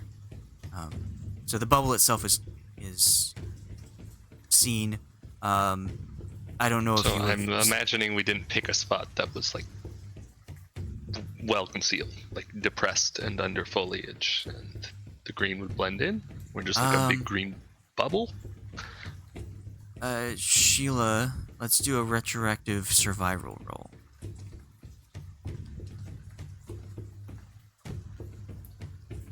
Retroactive. Ah! No, it is not covered. It is completely in the open. Like there is no overhang of the canopy above you. The nearest fern is probably like 10 feet from you. Is there an opportunity to give her advantage with help? This is a retroactive roll. retroactively? Excuse me. Yeah. She is an Yeah. independent woman. Since it's She does not need retroactive. your help. If you had said this at the time when you were setting up camp, I would have let you do that. But since we were just asking for this roll, just Wait, now. so there's no chance none of us thought, yes, this bubble right out in the middle of the open is perfect. It says Apparently something? not. No one mentioned Absolutely. anything, so We'll have them roll survival. I'm you were the one casting. Okay. We're going with this. Next time, all right. you can say, I want to hide my hut. Yeah. But this time, this is it. I guess I always thought it was like transparent. I You thought it can was see camouflage. out, but they cannot see in. Yeah. Like they can't see in. But that doesn't mean they can see through. I see. You also, it looks like a 10-foot radius bubble on the ground because it's one color. And so it looks like a giant one color boulder that's perfectly round. So people can tell that it's not supposed to be there.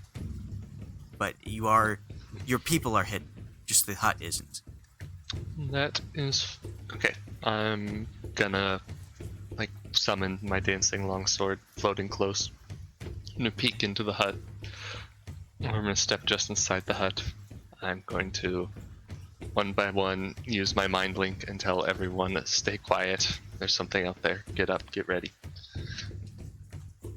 Oh, terrible Hours. nightmares. Been 4 hours, yeah? Yes. Am I cured? of my disease? Yes, so you wake up and you feel, well, I guess not wake up. You exit your trance and you feel as if your body is healed, that those hit point maximum. Woo! The wither on your chest is no longer there. Thank God. But that said, everyone else has not yet on a long rest. Well, I guess Ashe has. And Ponderance. Yeah. Half the group have not. And half the group have. I think this is Yes. great.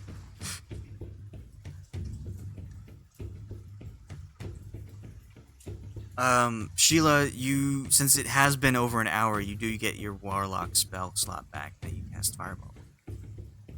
Oh, we didn't get our full rest. Not yet. No, you've gotten a short Oh. rest, but not a long rest.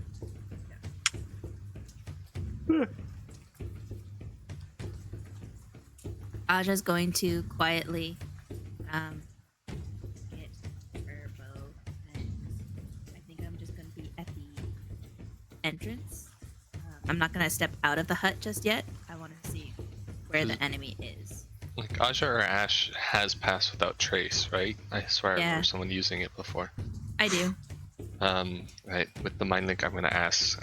Maybe we should go hide among the trees, somewhere less noticeable than this big green beacon. It's forest green to you.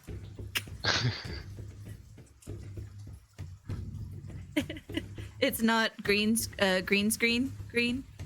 Oh man. Quick, edit an image onto it. Yeah. Just quickly portray camouflage onto the green screen.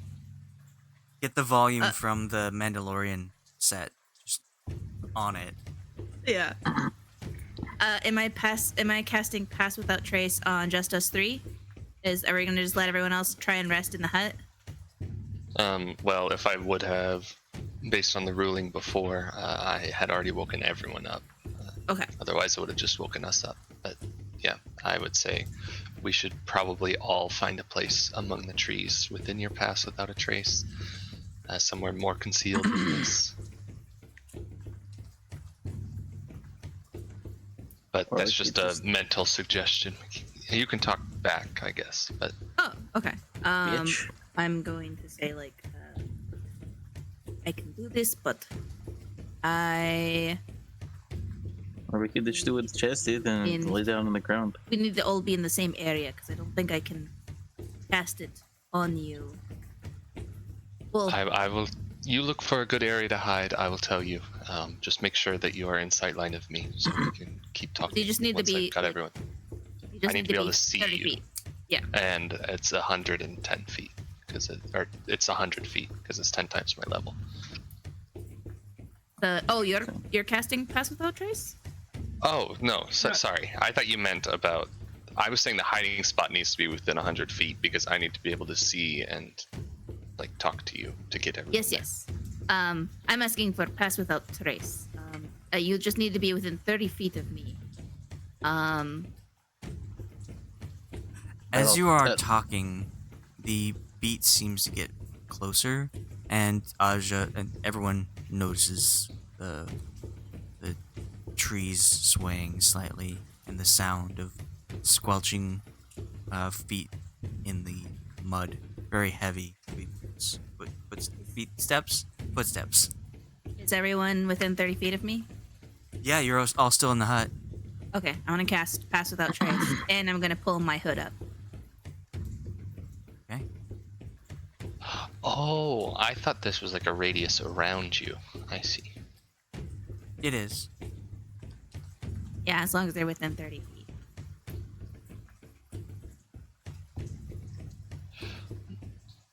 And I guess we're gonna try and climb some trees. I mean, we don't have to climb the trees. We just have to get away from. Well, not everyone can climb the tree. Well, I you think can't that's climb risky. higher than 30 feet. Yeah, I won't climb higher than 30 feet, but I will climb a tree. If you climb 30 feet, that means we're all standing at the base of the tree and can't move anywhere. Okay, fine. I will not climb tree. I will hide. Yes. let's have Yes. people Lead us to roll a hiding stealth. spot. Can I try and find a good hiding spot with a survival roll? Yeah. Yeah, 10 to it. You're giving me. Yeah, all your stealths get plus 10. So I rolled a 16 for survival to try and find good hiding spot.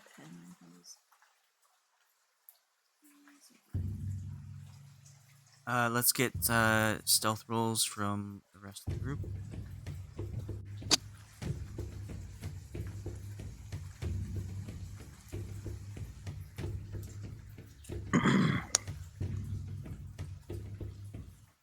Okay. So you cast the spell and you wander into the brush, the jungle, as rain starts to come down upon you again. Sheila, your hut disappears as you exit it and head into the jungle, the trees surrounding.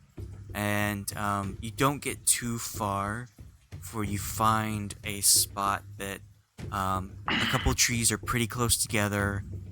There are some ferns, some grass, tall grass that kind of close in close to where the trees are nearby, so you can all get to that spot. You feel like it might be a little easier to climb a tree here as well, to try and get up if you'd like. So yeah, you find a pretty concealed spot. As the footsteps get closer and closer, it seems like this creature, whatever it is not trying to hurry. It's just making its way somewhere.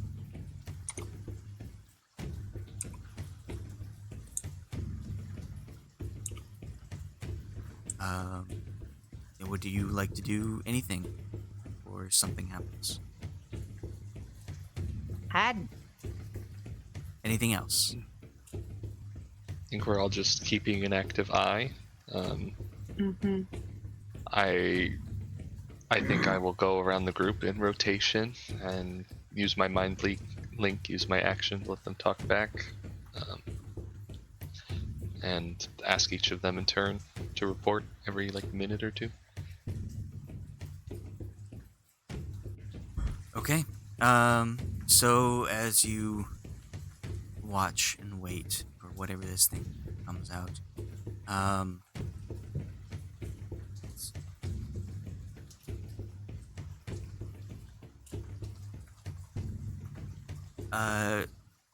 Aja, right?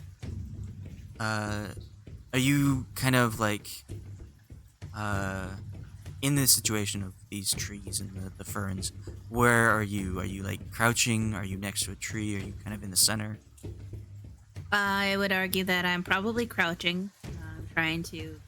My cloak kind of has a self camouflage effect on it. So I'm probably. I know through experience the best place to hide is down low, and in foliage, like bushes and stuff. So I'm probably as low as I can be. I'm crouching. And I would argue that I am probably. I have my bow at the ready, but I don't have it drawn. But I do have a notched arrow, but it's not tight. It's not pulled. Okay. So as you are crouched next to a tree, kind of watching in the direction where the sound of footsteps are coming from, right next to your ear, you hear a voice that says, "What are you doing? This is not the time to be hunting." And you look, and you see Chiz right there. You do anything? I just say I'm not trying to hunt. We didn't what is happening? What is going The moment you speak, he turns and looks at you. Before he was not looking at you, he's looking past you, but he did not see you.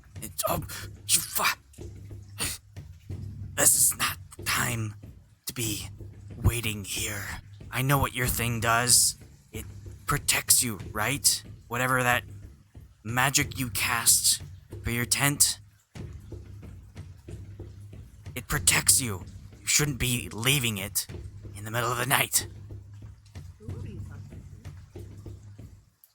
As you hear this, the sound of footsteps gets closer, closer, as if the thing, whatever it is probably about 50 feet from you. And Chiz. Oh, what it is?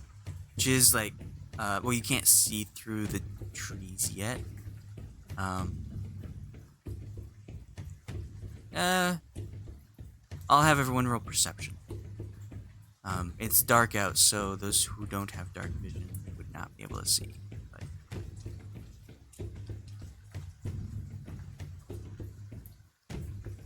Oh God. Wait, so does dark vision give us advantage? no, you would just be able to see in darkness as if it was dim light. Cahoon and see. Ponderance, I believe, are the only ones without dark vision. True. I see. So, So I rolled a disadvantage just in case there was glint of moonlight or something. it is raining. So, jeez. Sheila and Aja,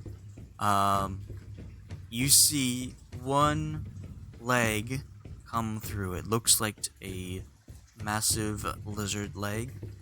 Stomp probably 40 feet from you, and another one show up and press into the mud where you just were, where the tiny hut was situated.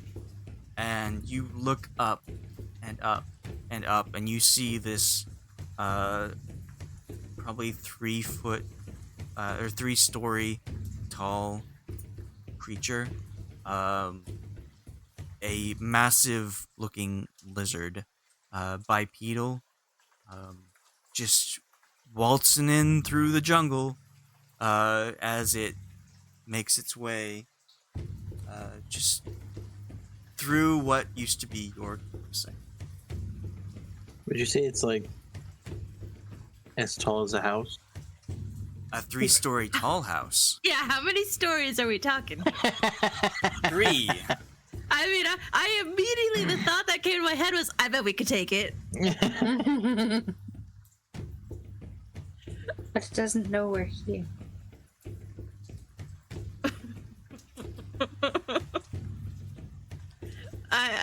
My instant reaction was like, oh, it's big. And it was to like, be like, he's right here, and point at Chiz, and then just go into the ethereal plane. Leaving that it's- your 6 friends with Chiz. Yeah. Those bad inner thoughts. I'm gonna ask Chiz. What is that? As What a friend of yours? you ask, the creature goes, the closest it gets to you is like 30 feet. As it slowly stomps its way past you, you lose sight of it. I think Sheila, Aja, and Ashe are the only ones who are able to get somewhat of a good look at it before it moves past you into the brush and foliage beyond. The steps getting further and further, the tremors feel lighter as this creature just walks on by. And after the creature is far enough away, Chiz kind of leans into Aja and says, "That's why you have a guide." Some Okay, guide but, who like, you still didn't answer my question of who you're talking to. that is one of the large reptiles of this area. These creatures prized highly for their skin, their teeth, claws, possibly some organs, bones, but very hard to take down. How hard? How do you normally take them down? With traps. Myself, But- I can't do it. I need assistance, but What if you trapped it and we killed it? What if we helped you with traps? are you able to bring that? I'm your guide. I'm taking you to the peaks. I'm not tracking one of those. We call it the terrible lizards.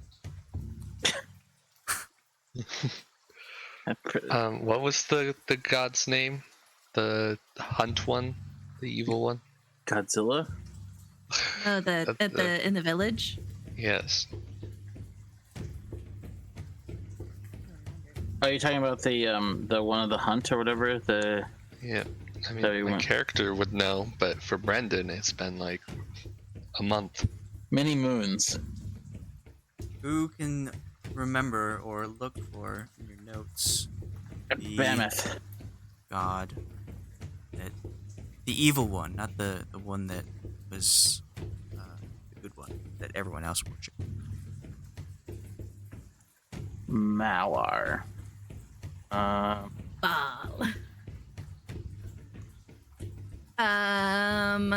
It was an evil god.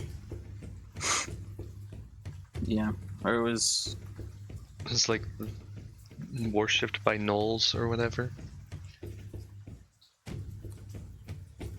Anyone know?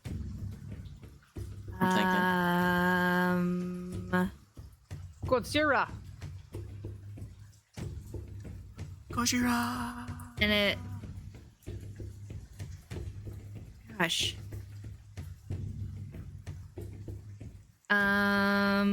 This was the one that you promised kills to. Well, everyone except Aja promised.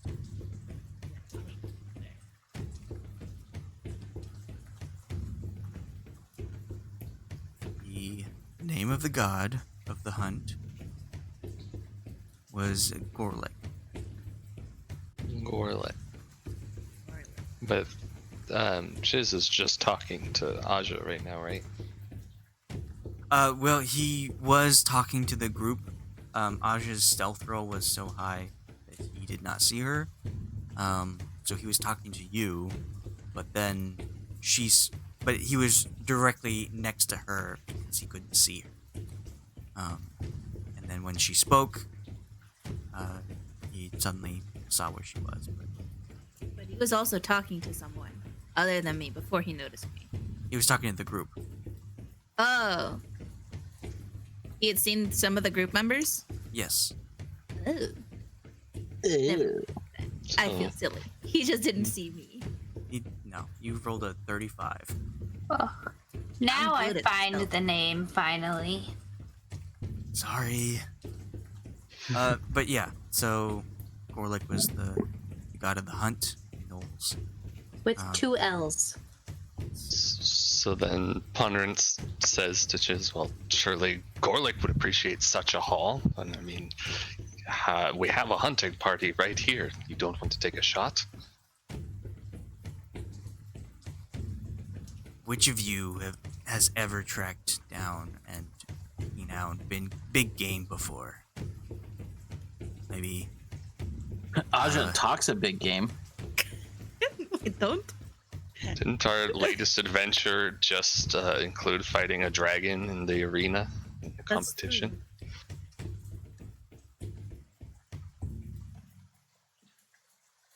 Yes. Well, that thing doesn't look bigger than a dragon. Well, I assume, turning to Aja, you are probably the only one who has actually tracked anything down successfully. Aw. I accept your compliment. Sure. Track it down. It just walked right by us. I'm starting with the small things, okay? Maybe you've killed, hunted down deer and bear and whatnot. This is not that. This Oh, is much Asha harder loves than- bears. Yes. Hunting bears. Hunting bears. So, I'm just gonna take you where I told you I was gonna take you. And if you want, we can head back to town afterwards, get the gear we need, and get this thing down. But that is not my job right now. Alright? Pussy. So, you might want to summon your little tent you had before. Stay inside, because what I know, nothing can get inside unless you want it to. You want to let it step on us? Like I said, nothing Well, it can couldn't inside. get inside. They would have noticed that it stepped on something and didn't touch the ground. And what were we to do if it noticed our hut and decided to wait patiently until we came out of it? Then would you be willing to fight a giant lizard? No, I'm not a fighter. I'm a hunter. And a guide. This time. Would you be willing to hunt the giant lizard? Yes, like I said, if we finish this and we head back to town and we get some supplies for this, yes. I don't have That- everything I need. You hired me to be a guide. So if we came back to help you hunt this, would you have to pay us for our time? No, I think it would be like a communal hunt, and then we all share in the spoils of the kill.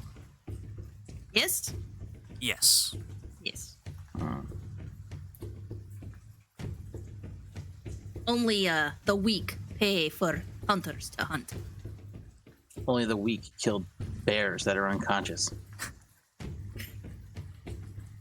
What does that mean? Well, sometimes you gotta do what you gotta do.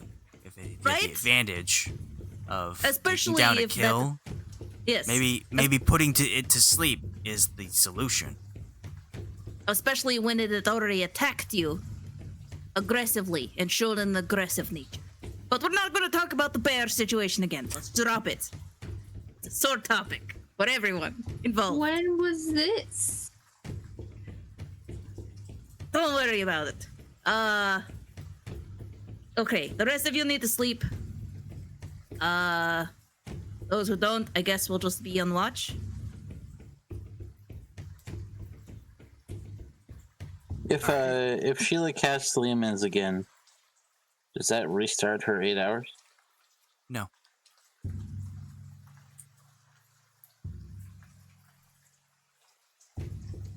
I can do it, but let's put it in a better spot this time. Agreed. I do have one spell slot left. It's all, though. Do it another time. Can I All roll a survival to help Sheila find a good spot for it? Yes. So I'll roll survival and like help me. She gonna tell me. Yeah. What would be the best way for this? For me to roll survival and then her roll survival, or Well, if do you want to just give Sheila advantage? Aja, why don't you tell me a good spot to put this? Okay. if Aja, if you're doing it, you roll with advantage because somebody's helping you. If Sheila's doing it, she would roll with advantage if somebody's helping her. I've got I will. I'm give really good at guidance. survival. So Yeah, you go right ahead. 21. Good. All right. I give guidance. So I'm gonna assume you got a good spot. This spot over here is completely buried. Yeah. 25. So you want it more like in the foliage, but next to a tree where enemies are less likely to stomp around. Sounds good. Less stomping sounds like a way to go. All right. Yes, please make sure we're in the non-stick part of it. Non-stick? Yeah, Put a Lego. Yeah, we'll just put a Lego. Yeah. All right. We don't want to get in this. We don't want the regular foliage. We want the non-stick. All right. There we go. Everybody back so- to bed. Yeah, you like look around and suddenly you realize you're in a good spot for hiding. So exactly where you are, between two trees with ferns all around. Right here is a good spot for your hut. Make it match foliage color as well.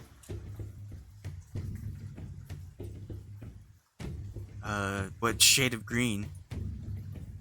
I'm gonna make it a shade of green that matches the foliage around it. I'm look at the foliage that we're sitting next to, and I'm gonna say that's the color, All right. and it'll be modeled like camo. Like one color, yes. No, multiple color. No, you can't do There's- multiple colors. I can't. All right. It's Pattern. one. What if there were two huts Paisley. that were like a Venn diagram? You have two people who can cast it? No. I just make it the best color I could Okay. get. No. Okay. All right. So you cast the hut again. Chiz is like watching you do all this and just kind of like shaking his head, and scampers up the nearest tree, just to get a good watch. And yeah, you, Aja and Ashe and Ponderance, you can roll perception rolls if you want to watch out for more. I'd like to climb up a tree and perceive. Okay, I'll have you roll an athletics or acrobatics to try and hit the tree. Okay. Do you go in the tree that Chiz is, or the other one? Other one. I respect his space. It's tree finding. Yeah. He's claimed that tree. That's okay. I'll get my own tree. All right, so you climb up, get a good spot. For the rest of the evening, until morning, you don't see any sign of anything. The rain continues on. A light mist as it starts to clear up just a little bit. And you get your long rest. Yay!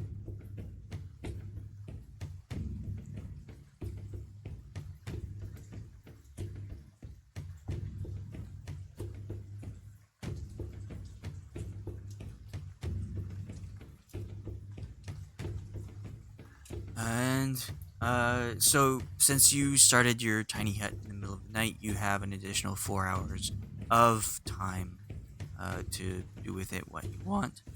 I don't know if you like to use it or if you just like to head out right away. You did speak about talking to Chiz beforehand. I don't Yes, know I if would you like- want to. I don't know if you want to separate the group into the three people you were talking about before. But once daylight comes, Chiz will get down the tree and like join the rest of the group on the ground. He comes down. All right. Aja, try to What? offer food. We were gonna, I don't know. Try to. You keep like cutting in and out, so we Oh. can't hear the full Yeah, I'm sentence. not getting much, if anything. Oh, weird. Okay. Sorry. Maybe I need to. All right. It's either the noise gate on See your what's microphone. going on. I can hear you pretty good. Okay. I.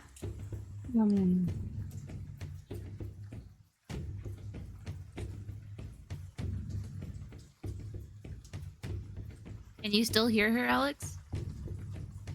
I'm not talking right now. Yeah, Oh, okay. You can't hear her if she's not talking.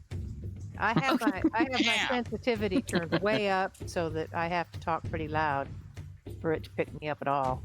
Okay. Anyway, I'm just gonna talk to Jez.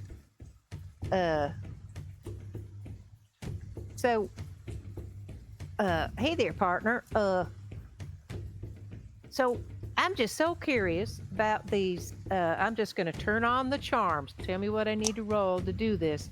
I'm gonna say I'm just so curious about these creatures. These what are they called? The snake people that we're gonna be seeing in here.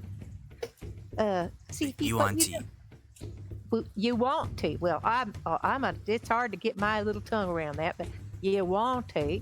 Well, I want to learn about them. What can you tell me about these fellers? Are they good uns, or do they have some sort of agenda that we should know about? I mean, how can we go in there and make our best case to these people? I'll have you roll persuasion as he replies. So, best guess of getting in is either becoming slaves to serve their god, or dying at the hands of them and your bodies being taken in.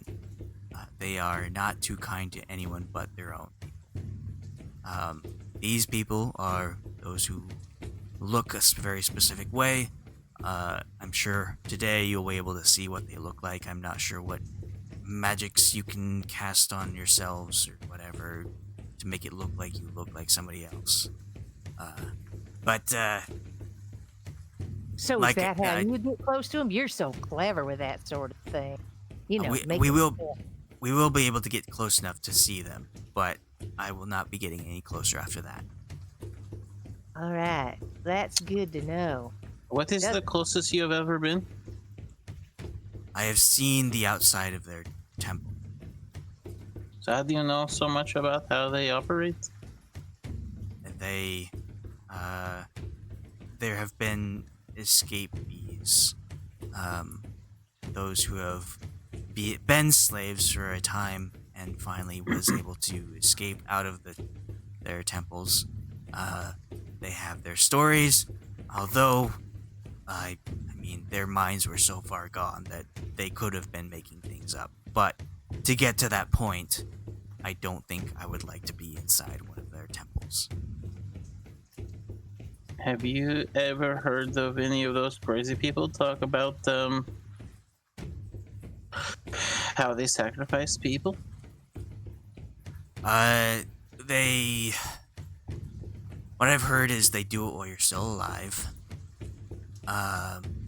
They go in through either the chest or the stomach, rip out your organs while you are still breathing.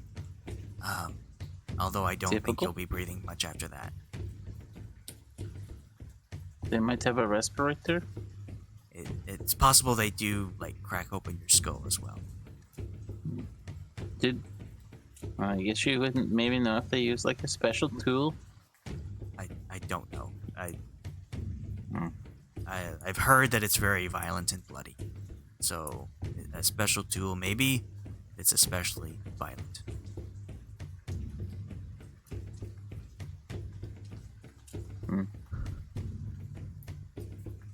Is there... I mean, I don't have a whole lot of information about their culture themselves. I just know that they don't care for anyone else but their own. We were just trying to think of where else we could look for the item that we are looking for. They'd be your best bet. I don't know what you're looking for, so I can't really say. But if you're looking for those kind of people in that area, that's the best spot you can look. And I'll have Cahoon and Sheila roll insight.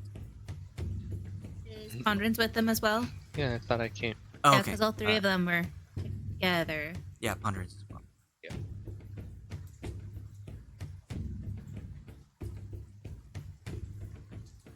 You're activating your visage. Mm-hmm. Part of the history.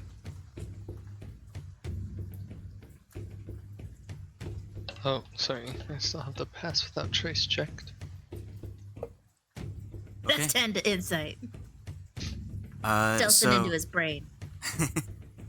So you look into his vacant lizard eyes, and you kind of see that he's very stoic and easily keeps to himself, whatever has been said. But Sheila, You Yes? do notice a twinge of something when he says, "These are what let's say, these are the only your best bet and that kind of thing." You can tell that there's something in his eyes that hides something, but you aren't sure what it is. I did not get to it yet. So there's still more that he knows. He's try to impart that to the other team members. Oh, I was gonna not say in prior the to room. you having us roll the insight, I was gonna say that I would kind of turn to the others, and I was gonna say that I don't know what else we could get from him. You know, chorus from him. I feel like he's telling us everything. Is what I was gonna say.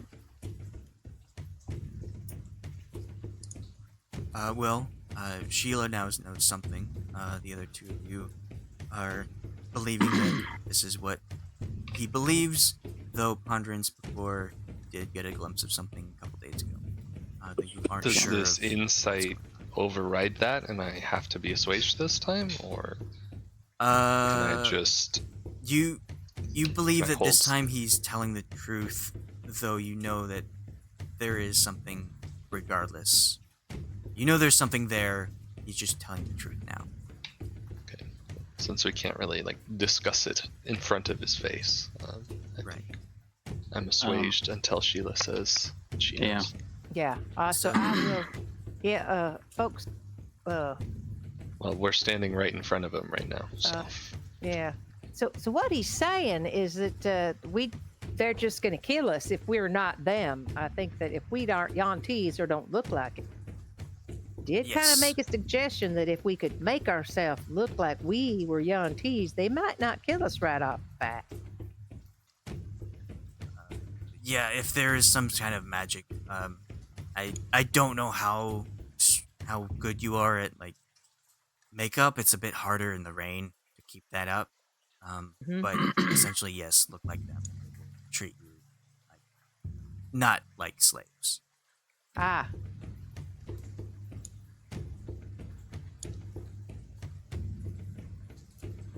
Okay.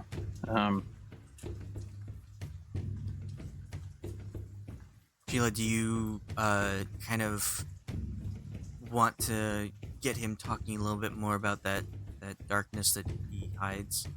Yes, I do. I just, I'm not sure exactly how to go about it. You know, Mr.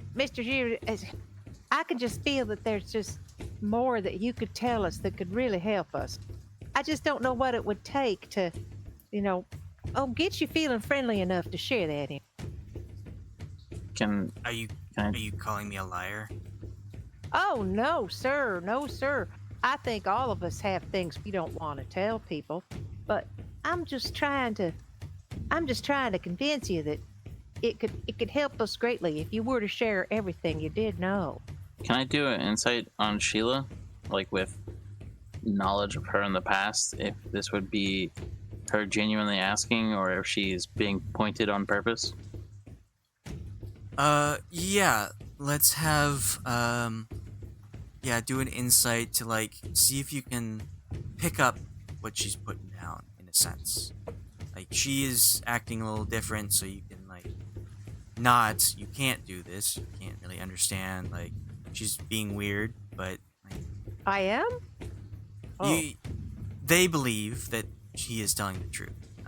But you are trying to get more information from him, so they aren't really sure what you are doing in that case.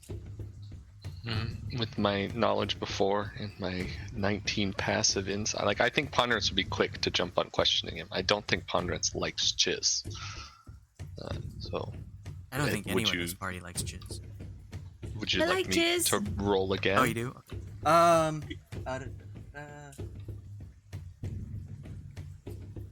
Remember, you can push rolls if you feel like they're too low.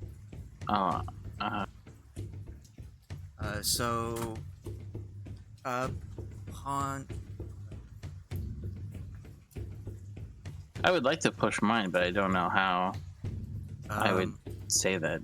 Other than like all the time that I've spent with her, I don't know. So pushing a roll adds a risk of failing even harder. So something bad might happen when you do this. But you can say, I want to push the roll. Roll once more. Take that roll. It's not with advantage because you always take the second roll. But if you'd like, I will give you this opportunity to do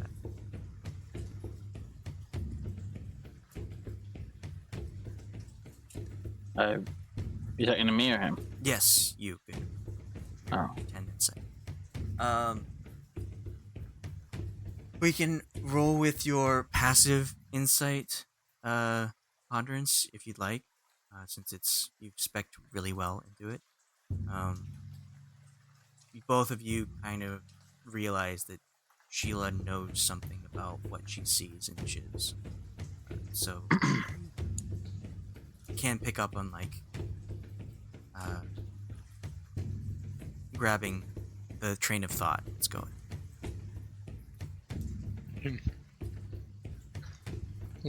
Does Chiz immediately respond to Sheila's ask? She said... Well, he did respond with, yeah, if you look like them, they will... Well, Sheila was doing the, oh, but you know so much, you must have more you can provide us. This is... If there are anybody, you're looking for a cult, right? This is the cult. There are separate temples around, but they're all the same people. I'm just taking you to one of them, which might give you information to the next place. So you're saying, like you said before, this is our best bet, right? Yes. And what would be our worst bet again? Not having me around.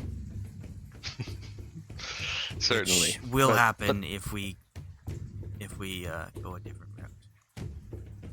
But there's a middle ground, right? We're not just... There can't just be one course of action we're betting on. I don't know. You're looking for this one thing, and I'm giving you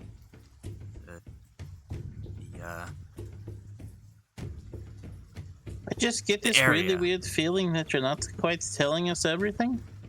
So you are calling me a lie. You're all three of you. It just seems like you're very skittish about certain things. Well, and I'm trying to figure out what you're trying to hide, or is it because you don't want us to do something that you're not telling us, or some other reason? This place, you probably heard in town, wants to kill you, whether it's the creatures, the plants, or just the air. Everything wants you to die. So, I am trying to make the money that you are giving me to guide you to where I think would be the most chance of survival. Mm-hmm. But not necessarily most chance of finding this artifact. I don't know, man. You can either find the artifact or die. What is the... There is no middle ground to me. I'm not gonna die for this. Clearly, I want money. Yeah, folks, I don't know. I think we should let's just go forward here. Let's see what we can do to get in there. Just take a peek at these things, But, Mr. Chiz, you got to see it from our perspective here, all right? If it was you and someone was bringing you to a cult that wants to make, sacrifices of unwitting adventurers, and you have sort of a possible motive to raise a little funds by bringing adventurers to these people who are looking for somebody to sacrifice to their god. So you understand that a person could be worried about that sort of a situation. That is very true. I appreciate your honesty. I could be selling you out to the Yuan-Ti people as slaves. I have said that I won't get any closer. You have shown that you are adept fighters. I have only said that I am not adept at fighting, so you only have my word on that. So I get that. Hey. I might be walking you into a trap. I respect you, Mr. Jizz, because, you know, if we want to fight you, we'd have to find you first. You know what I'm saying? Yes. So I think you're safe. So what?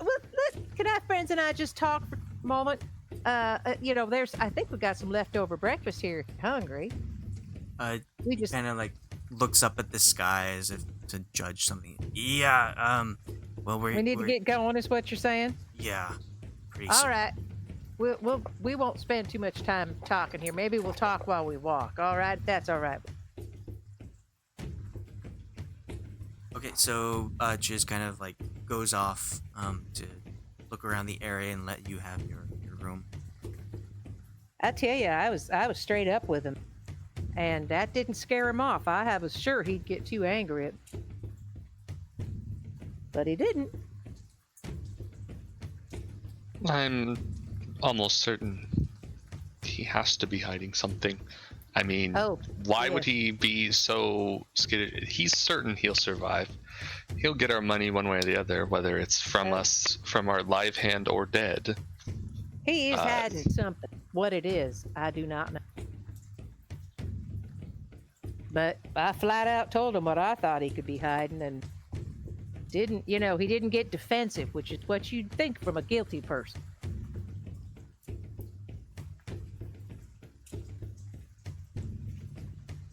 I don't know. We should talk to Loki and Aja and Asha. See what they say. Go over. Somebody find those three and tell them everything.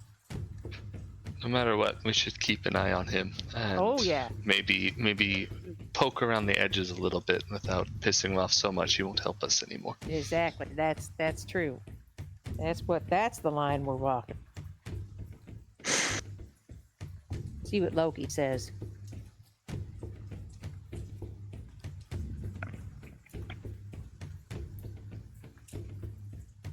So you relay this information to the rest of the group?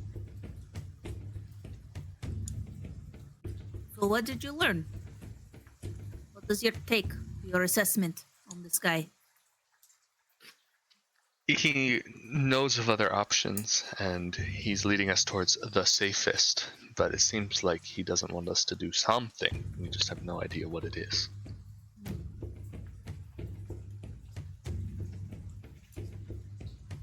Other options of like interacting with the Yuan-Ti specifically, or other options in trying to look for the thing that we're looking for? I honestly couldn't be certain. He claims he has no idea what he's helping us with, but I have no idea. It's very confusing.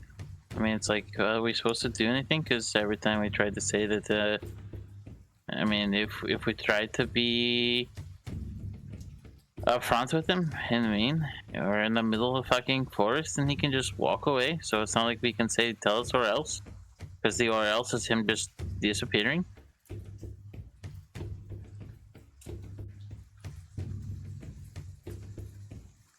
So I don't know.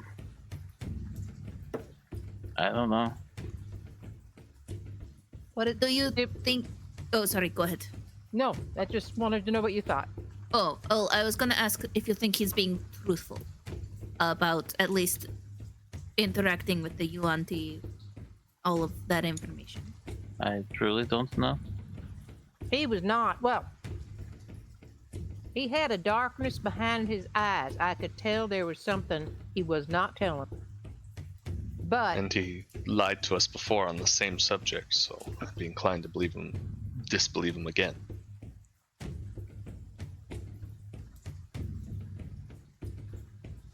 If I remember right, he was talking about the Yuan-Ti deal with slaves. yes, Is there in your assessment with interacting with Chiz, do you think there is a concern that he will try and sell us as slaves to the Yuan-Ti? I, as much as asked, I just said, you realize that this is what you could be doing. And he said, yeah, it is what I could be doing. I mean, there are some things that we could do, but it will ultimately lead in him either leaving forever or I don't know. For example, we could restrain him and then put him in the zone of truth and make him talk to us, but that would be the end of everything in regards to us dealing with him. Certainly. How truly we've been walking information behind this lizard, but has he really provided us a ton of guidance otherwise? He told us nothing of the lizard creature last night.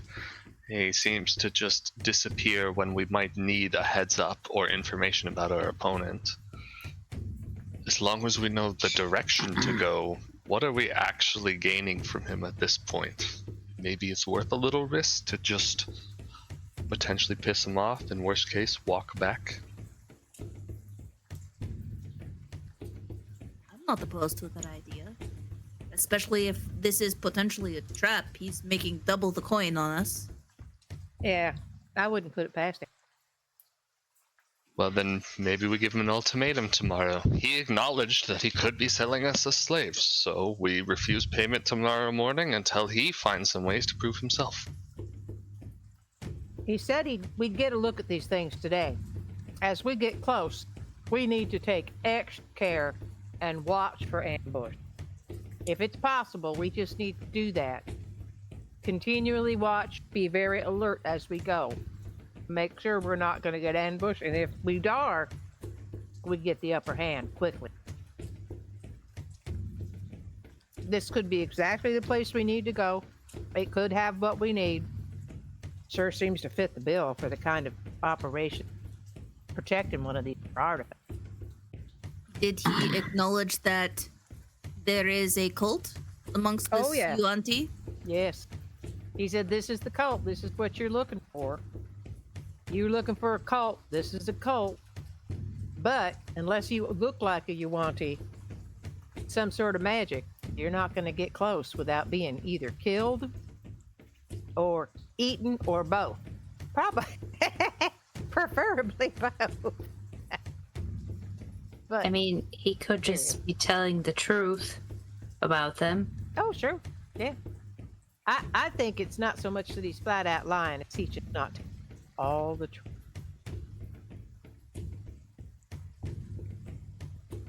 Okay, so it sounds like we have a few options. If we want to carry on this path, put our faith in Chiz, that he won't betray us. If he betrays us, he stops getting paid. But the thing is, he's already been receiving payment. He already knew he was taking advantage of us and way overcharged us. But he could get more payment. We could just kill him and take all our money back. The stealthy tracker will certainly find the remnants of our corpse if he so wants to. I don't think he has strong incentive to worry about whether or not we stay in one piece, achieve our objective, etc. I think I heard the story about this one time, the golem or something. Golem? Yes.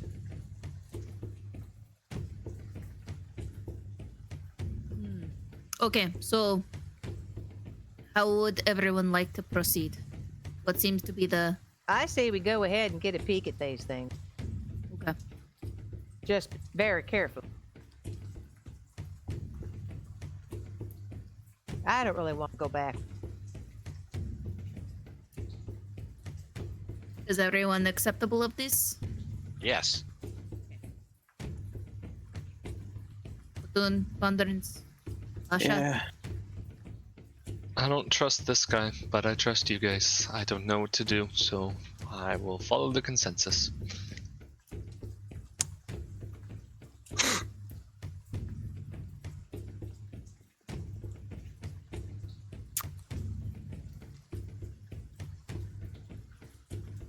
I think we carry on this path. We obviously know something's up with Chiz. Let's keep an eye on him. And let's at least just see what we're dealing with.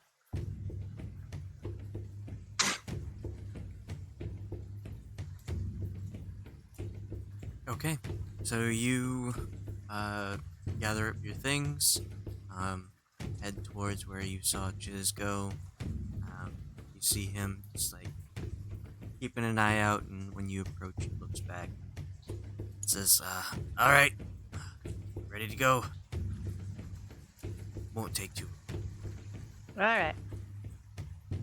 What do we need to do, DM, to indicate that we are being extra careful and watching? Move. Does it Watching. affect how fast we can move or whatever as we're trying not to be surprised? So you want to move a little slower. You can move Yeah. at a slow pace and have advantage on perception checks. Okay. Keep an eye out. Aja would like to stealth while we move. I want to be at the. I guess I would want to be near the back. You are situated. It's from the back to the front. It's Aja and Cahoon, Ashe and Hysera, Sheila and Ponderance, and then Loki up front next to Chiz. That's the original Fallout land we had before. Yep. I'm going to stealth. Eight. So he waits for payment. He holds out a hand. Ready to go. Okay, I pay him. Okay. What was that again? It was 250 per. 250 gold per person. Is that what it was? No, it's 25 per person. That's 25 per person. Yeah. So 175. Yeah. Okay, so Asha, you probably still have your head up from the night before. Yeah. But you start to move, and he starts moving at his normal pace that he's been for a while, and you are all like, you start to slow down and like walk behind him, and he kind of like, as he's walking faster, he's like looking back and says, "Are we going slow? Like, it's gonna take longer to get there."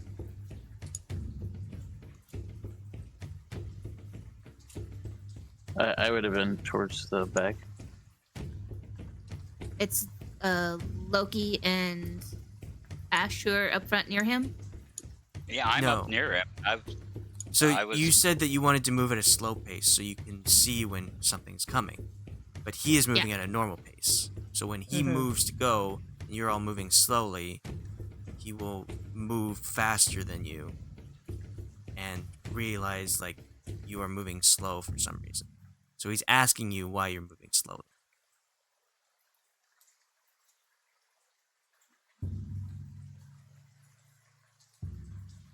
It like if we move slower, we're gonna get there slower. It's gonna take longer.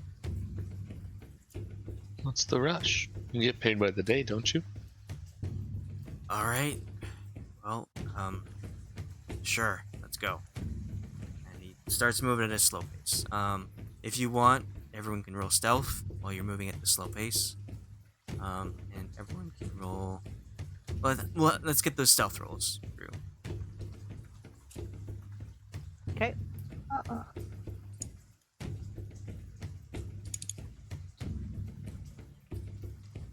I guess. Oh,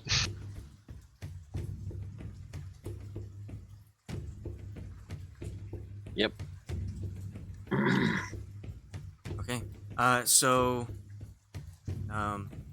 start moving. It's a little hard to find really good footing, so occasionally someone will like step on a branch or kick a rock, make a little bit of noise. And so you continue on, though slowly, through the jungle. And And after a couple hours of this, it's just a slow trudge through. It's getting to like a little after midday at this point. The rain is slowing to a halt. It takes a little bit of time, but the clouds start to shine, or the sun starts to shine through the clouds just a bit. Finally getting a chance at your weather coming up. And then it takes you a couple more hours. And you can see she is like looking around,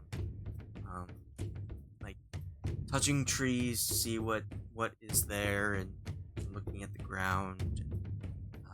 He finally says, "Okay, we're getting into Yuan-Ti territory.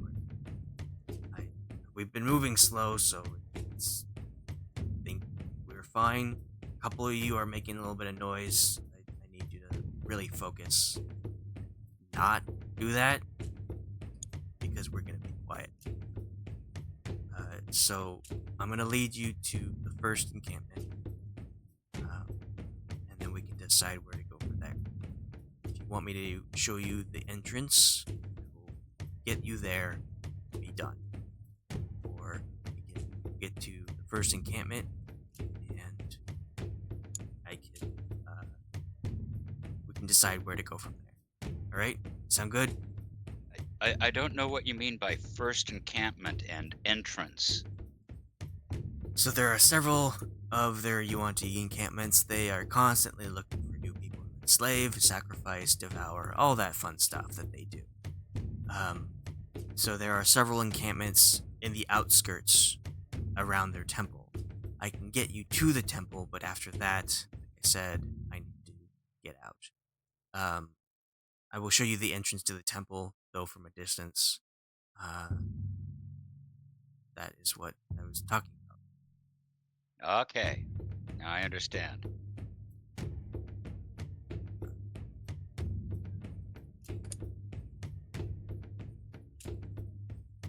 Okay, so he crouches down a little bit and starts moving forward, matching your slow pace before. And you continue on a little bit, and one sec.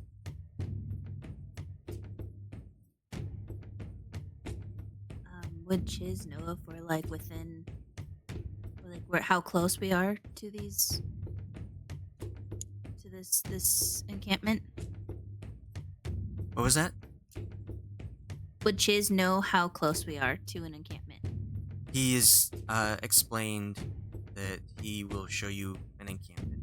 He essentially knows a location of one of them, at least one of them. Is it okay? If he's thinking like, oh no, yeah, like we're minutes away, kind of thing, I'm gonna cast Pass Without Trace.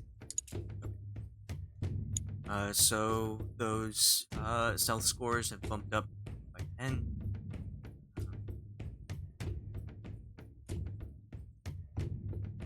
Great. So you are walking and very slowly pushing through the foliage. He kind of notices that the air around you has become a little bit more quiet with your Pass Without Trace spell. Suddenly, you kicking a rock or stepping on a branch is a bit muffled as you make your way, push your way through the brush. And he takes a step and then puts his hand back to indicate everyone's stopping. And then very slowly lifts up the fern in front of him. And you see a fairly small encampment, probably between 60 and 70 feet diameter. You see some what they call canopies, a couple smaller tents. This looks like it has a fairly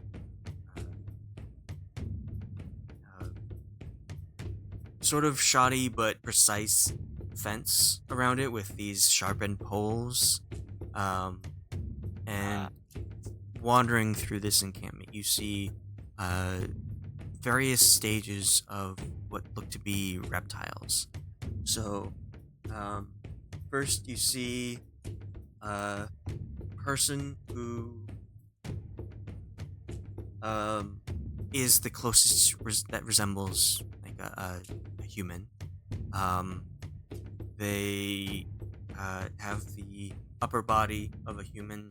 It looks like they're what differentiating features. They've got like a slightly downturned nose. Their ears look like they're a little bit flatter on their skin.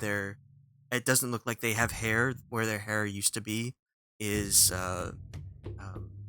like scaly bit that is pulled back, and their lower half is that of a serpent or a snake.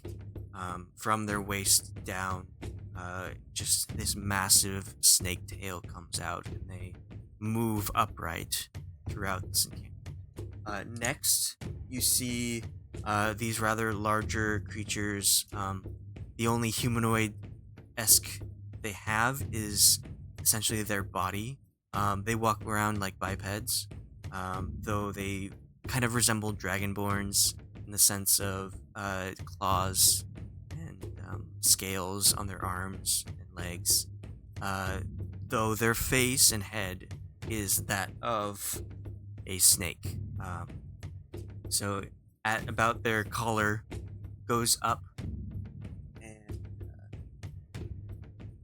and forms into a snake head that peers around this encampment. I'll show you this one. This was the first humanoid person you saw. And then next, you see what is a fairly larger creature. Though it is bent over, its neck is pointing forward instead of up. Though the rest of its body is much more formed into what would be a dragonborn style. Just pure claws, scales. Looks like just like a creature that has been turned into this lizard. And it looks like it could be 10 feet tall if its neck was upright, but it's down forward and forms into a large snake or lizard-like head. And finally, there is various low-down quadrupedal creatures that are walking throughout the encampment. With this one, I will say you can roll nature to see if your person has seen these before, either in real life or in a book, because these things are a bit more recognizable. Nature and animal handling, either one.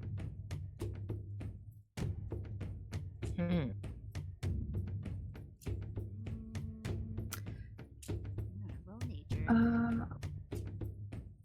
Oh. Ashe.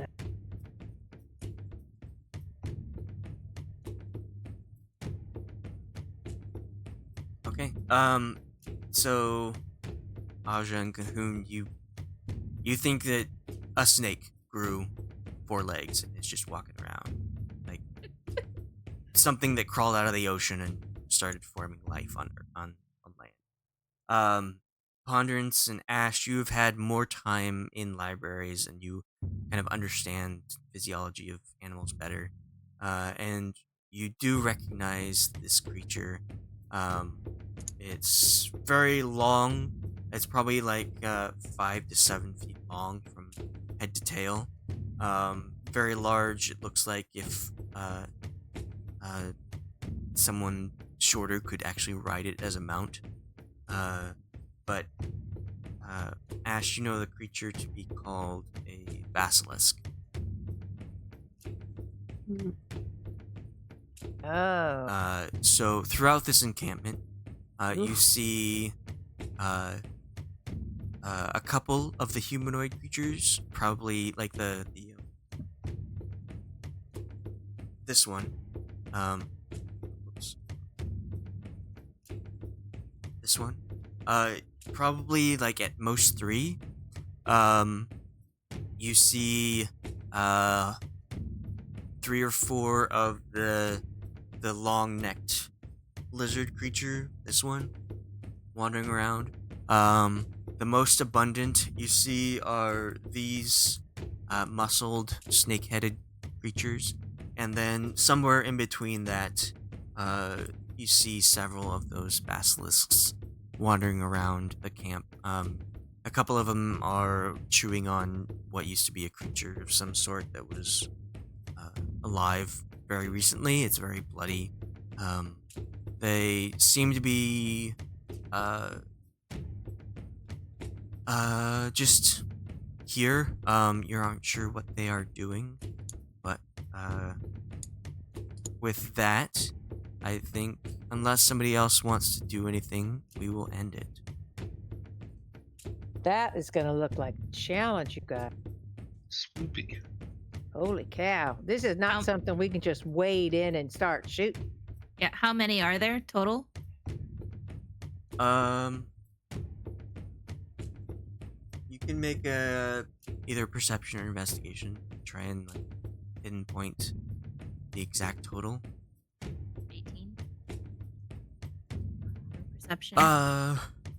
It's nearly 24 creatures total in the encampment of various states of lizard-like or snake-like.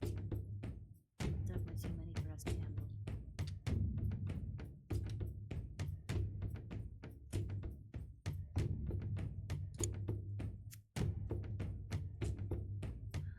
Okay.